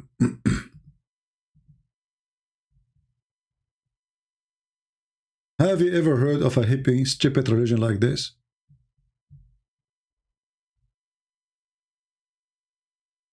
And you convert to Islam? You say to them, exchange wives? Share women?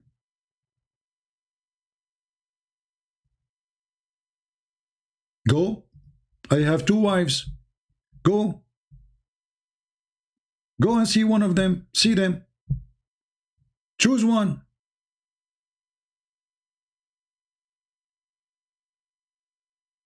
The one you like, I will divorce her for you.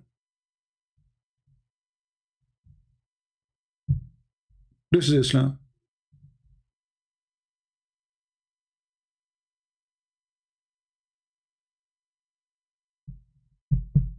Do we have any Abdul? You know, if a human being, he don't want to be honest, and he don't want to be brave to say the truth, I'm not going to waste my time. But anyway, what we did today with this guy is a great example how people, they play games. They want to talk, they keep talking, going around in like a circle, you know, like you end in nowhere. But the proof in front of us.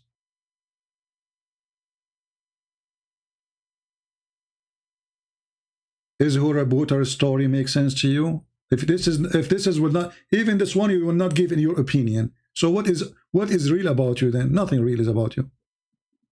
Very simple question. Do the story make sense? Either you say yes or it says no.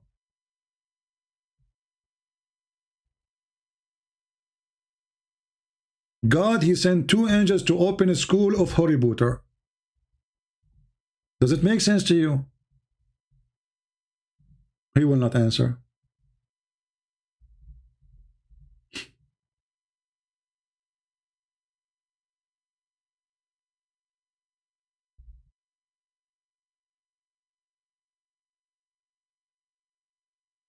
Do we have any Abdul?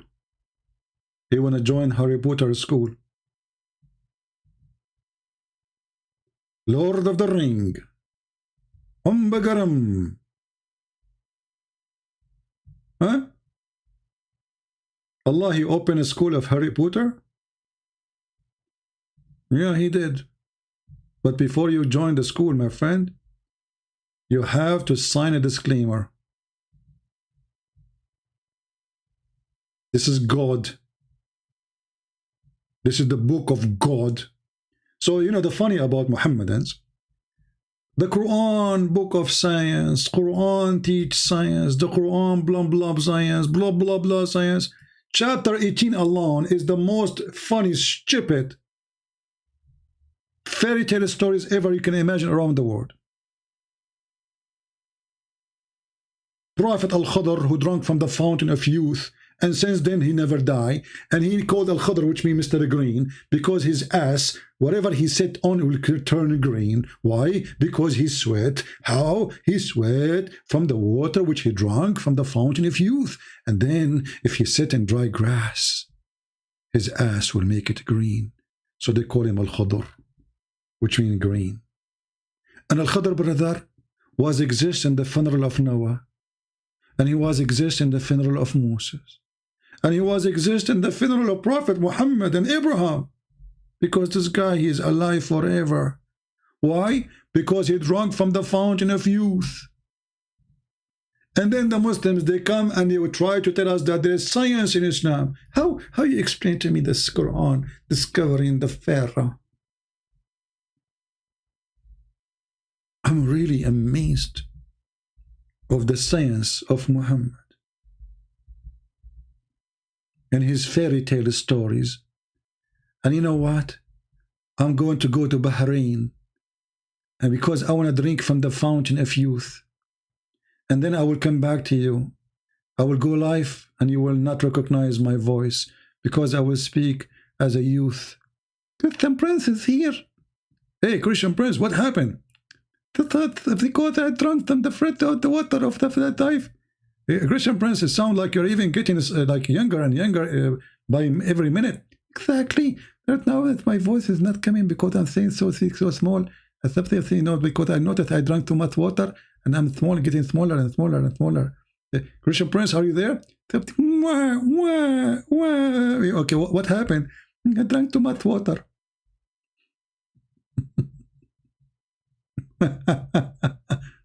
Fountain of youth, fountain of life. This is religion.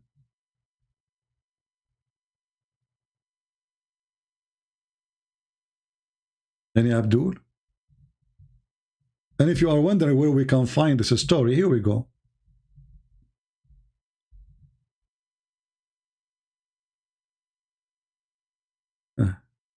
Let us see. Where is the fountain of youth? At the rock, there was a water spring called Al-Hayat, which means life. And none came in touch with its water, but become alive. Da-da-da, da-da-da, da-da-da.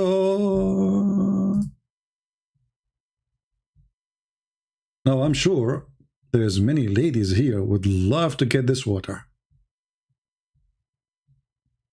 And who is the one is telling this story? Prophet of Allah, reported by Ibn Abbas. And what is the title of the story, brother? Prophetic commentary on Quran tafsir of the Prophet BBUH. The statement of Allah Most High, say, O Muhammad, shall we tell you the greatest, who is the greatest loser?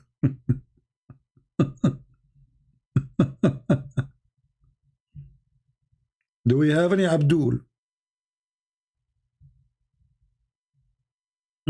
Fountain of youth? Prophet Al-Khudr? And then they forgot their whale next to the fountain, and then one drop of water fell on the whale, and then the whale, he just came to life again, and then he make a tunnel in the ocean. Imagine, can you imagine a tunnel in the ocean, and the spring, and some of the water in that spring fall over the fish, so it moved and slipped out of the basket and entered the sea. Like, hold on, so the fountain is just right away next to the sea? How close the fountain is to the sea? I mean, we got it. A drop of water fall over the fish, the whale. I want to know how long it took the fish to walk on the ground to go to the sea. And you are telling me about cartoon? And then you ask this guy, you say to him, do you see this make sense to you? You don't know my approach. For me, I see it differently. Your approach. Ali, maybe next time, my friend, you can text me now, and next time I can take your call. Ali Riza. Do we have any Abdul? I mean, all the Quran, all the garbage in the Quran, and they come to us with those stories.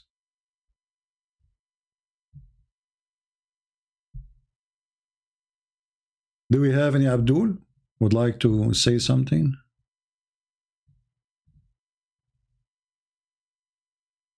Any Muslim?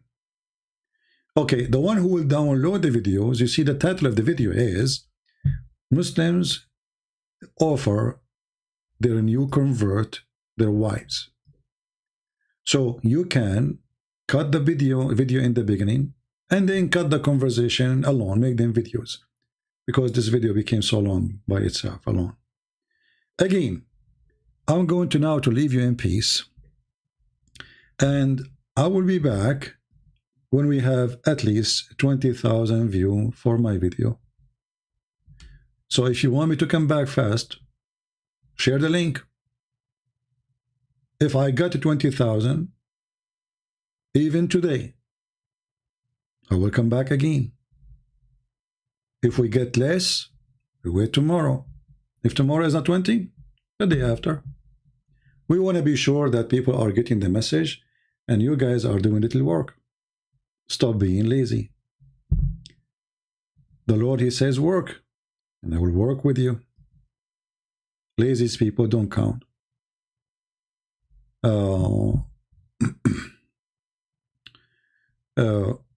We hope that next time we will find Muslims who understand their religion, because as you see, and the funny, you know, each Muslim, every single Muslim, I say to him, why you don't call your sheikh?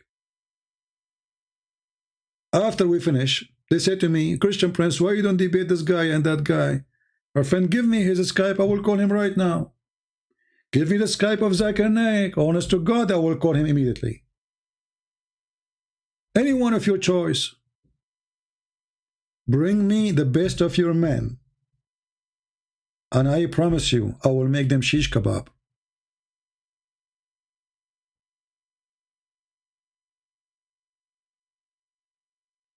Well, you know, I have more people who watch my video when I'm live, more than Zakir Naik. Zakir Naik go live, he have like a 600, 700.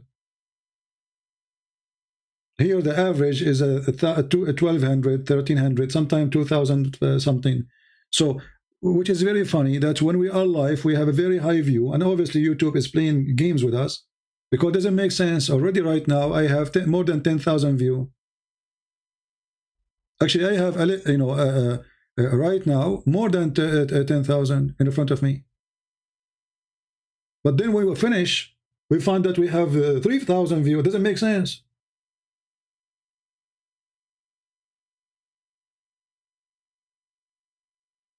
But even if YouTube is playing dirty game with us, people, they can still share the link. So if you like me to come back as fast as you wish, depending on how much you wish me to get back, help us, share the link, share the video, let people make, and don't forget to make a comment, because comment make, and not make comments say thank you please. Those are the most comment I don't like. Thank you, CP. And this is the comment. I mean, this is what you got. A guy who was speaking in the video, just shouting, screaming, fighting with those Abdul. You say to him, thank you. Say something about what we said in the topic. Share something. Speak something. Help people to understand, you know, be part of the conversation. Thank you. That's it. This is the maximum you can do. So make a real comment. Be a real individual. Be a smart person. Use your brain. God, He gave you a brain. All of us, we have a brain and we have a gift of God. But there's some people, they have tons of rust on their brain. They don't want to use it. That's why their brain is so expensive, never been used. Not like my brain. It's overused. So when you make a comment, say something useful. Don't tell me thank you. Don't tell me God bless you. You can say that at the end of the comment. Say something about what this guy said, the guy before him said, the guy before him said. We have many callers. Make a real comment. I want to see smart people, educated people join. I want to see people really, they are listening and they are learning and they are thinking when we are talking. Don't be Abdul. We are here to be sure that you guys are not Abdul. We believe without understanding. We don't want that. We don't want people to believe that shaitan is sleep in their nose. That is for the dummies.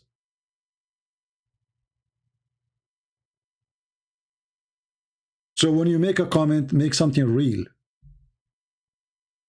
Isn't it the Lord, He says, from their fruit you shall know them? And where is your fruit?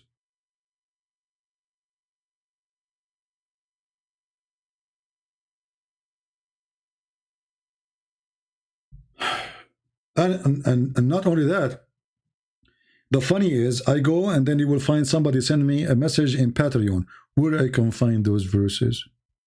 So I stay here for hours and then they don't share the links. The funny is, you will find the Christians posting links of Muslims. Christian Prince, can you refute this guy? Look how smart, how genius they are. They are spreading the Muslim videos. Can you believe it? Christian Prince, can you refute this guy? And then he posts a link for a Muslim Abdul. So now the Muslim Abdul, people will leave my channel to go to watch the Muslim Abdul channel. Genius. Super intelligent. Many people have a brain, but they don't want to use it. Sadly. So, but we say, we are victorious, and you will not believe it how much I am blessed in the last week. How many messages look like the new year made many people send me messages about them leaving Islam. I'm really grateful for knowing about those people. because most of people who leave Islam, I don't even receive from them anything. I'm not talking about those who speak to me live on air, but there's many, they leave Islam, but they don't say. But in the last few days, I receive a great amount of emails in Patreon from ex-Muslims, and I'm really, really happy to hear their stories. So we are doing a great job, and when I say we, I mean the true Christians who really care. We, because I believe in we, not I. I believe in we, that we as a Christians, we work together. When I say we, I mean people who really support, people really who care, people who at least they make a comment, because your comment can change the mind of a Muslim, or even can help a Christian to understand. Don't be a mute person. Time goes so fast. People don't like to talk about death, but death is coming. It's going to take you, and you will never be there again. The house I'm living in is not going to be my house. It's going to be the house of somebody else, because I cannot live here forever. Same for you. But there's people who will be remembered. Their voice will never be mute. Their words will never be mute. There's teaching will never be mute. So be that person. Don't be just a number. So the Lord can remember you. Because this is how He will recognize us. From their fruits you shall know them. People who have no fruits, they don't have a count. And nobody remember them. The same as the Lord. So I want to say thank you again. I will say again a Happy New Year for all of you. I hope that this new year will bring great time, great joy for all people, including Muslims. We love the Muslims. We pray for them. But Muslims, sadly, they follow Muhammad. They don't love us. Sadly, they believe in the stupid Quran where it says, take not Christians and Jews as a friends. Obviously, the Quran is the book of Satan. He wants to divide us. He wants to spread hate between us. And the Quran even don't hesitate to say that Allah has spread hatred between even the Christians. So when the Christians are divided, you are supporting Allah. When you are a Christian and you fight with Catholic and Protestant and Orthodox, you are doing the plan of the devil Allah. And the verse is in front of you. A true Christian who believe in a true church, and that church is not a name. That is the Church of Christ, which all of us, Catholic, Protestant, Orthodox, doesn't matter. For all of us believe in one God, the Father, the Son, the Holy Spirit. For us, we believe in the resurrection of the Messiah. We believe in His coming back, and we believe that there's no one will save us except Him. True Christian is united Christians. Divided Christians are following the devil. The more you are divided, the more you are devilish, and the more you are away from the Lord Himself. So love your brother in Christ from other church. If the Lord, He ordered you even to love the Muslims, how dare you not to love your brother in Christ who believe in the Messiah, who accept Him as a Savior? People who don't love their Christian and sister brothers, they are no Christians, because they fail the test. If you've been ordered to love your enemy, but you cannot even love your brother, how false you are. Stay away from those who divide you, for they are serving the devil Muhammad. Divide and conquer. United, we are strong. Divided, we will be conquered. And when we say we are united, we say we are united with the Messiah. The Bible says there's no Greek, there's no Hebrew, there's no free, there's no slave, for all is one by Christ. Amen to that. So Christ, He unite us. The devil, he divide us. So choose to be with whom. Thank you very much for being here. May the Lord bless you all.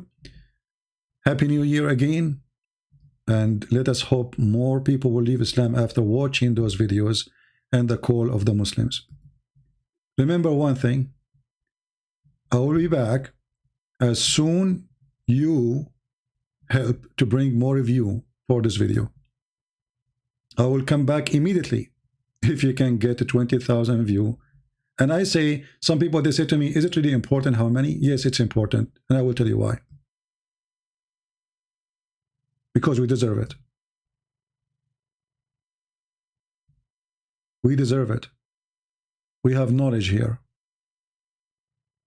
People who have zero knowledge, they got a view by tens of thousands. So why people who have a lot of knowledge, people who change life of people, they don't get your support? So either you care or you don't. I'm here doing my duty, or you're doing yours. Thank you very much, and see you soon again. Christ is Lord. Islam is a scam, and we prove it every day.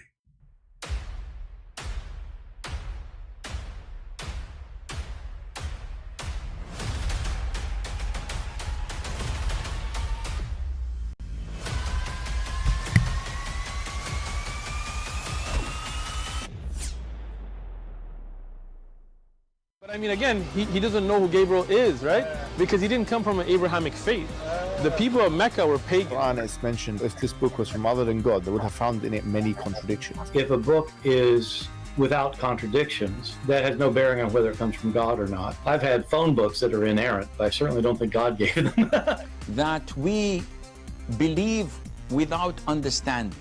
The brother asked a very important question, that most of the scholars say that listening to music, watching movies, and most of the television programs, they're haram. So how can we have fun? Let me tell you, brother, at the outset, that having fun is permitted in Islam as long as the fun is halal fun. That the standard narrative has holes in it. The Prophet tells us because Satan or the devil sleeps over our nostrils. Those who oversleep and not pray Fajr on time, Satan urinates in their ears. I really do think Jesus was crucified and that he really was dead and buried. He thought that he was a son of God in the sense that he was specially chosen by God. I think Jesus really did think he was going to be the Messiah, the future king of Israel. I mean, that is, after all, why they crucified him.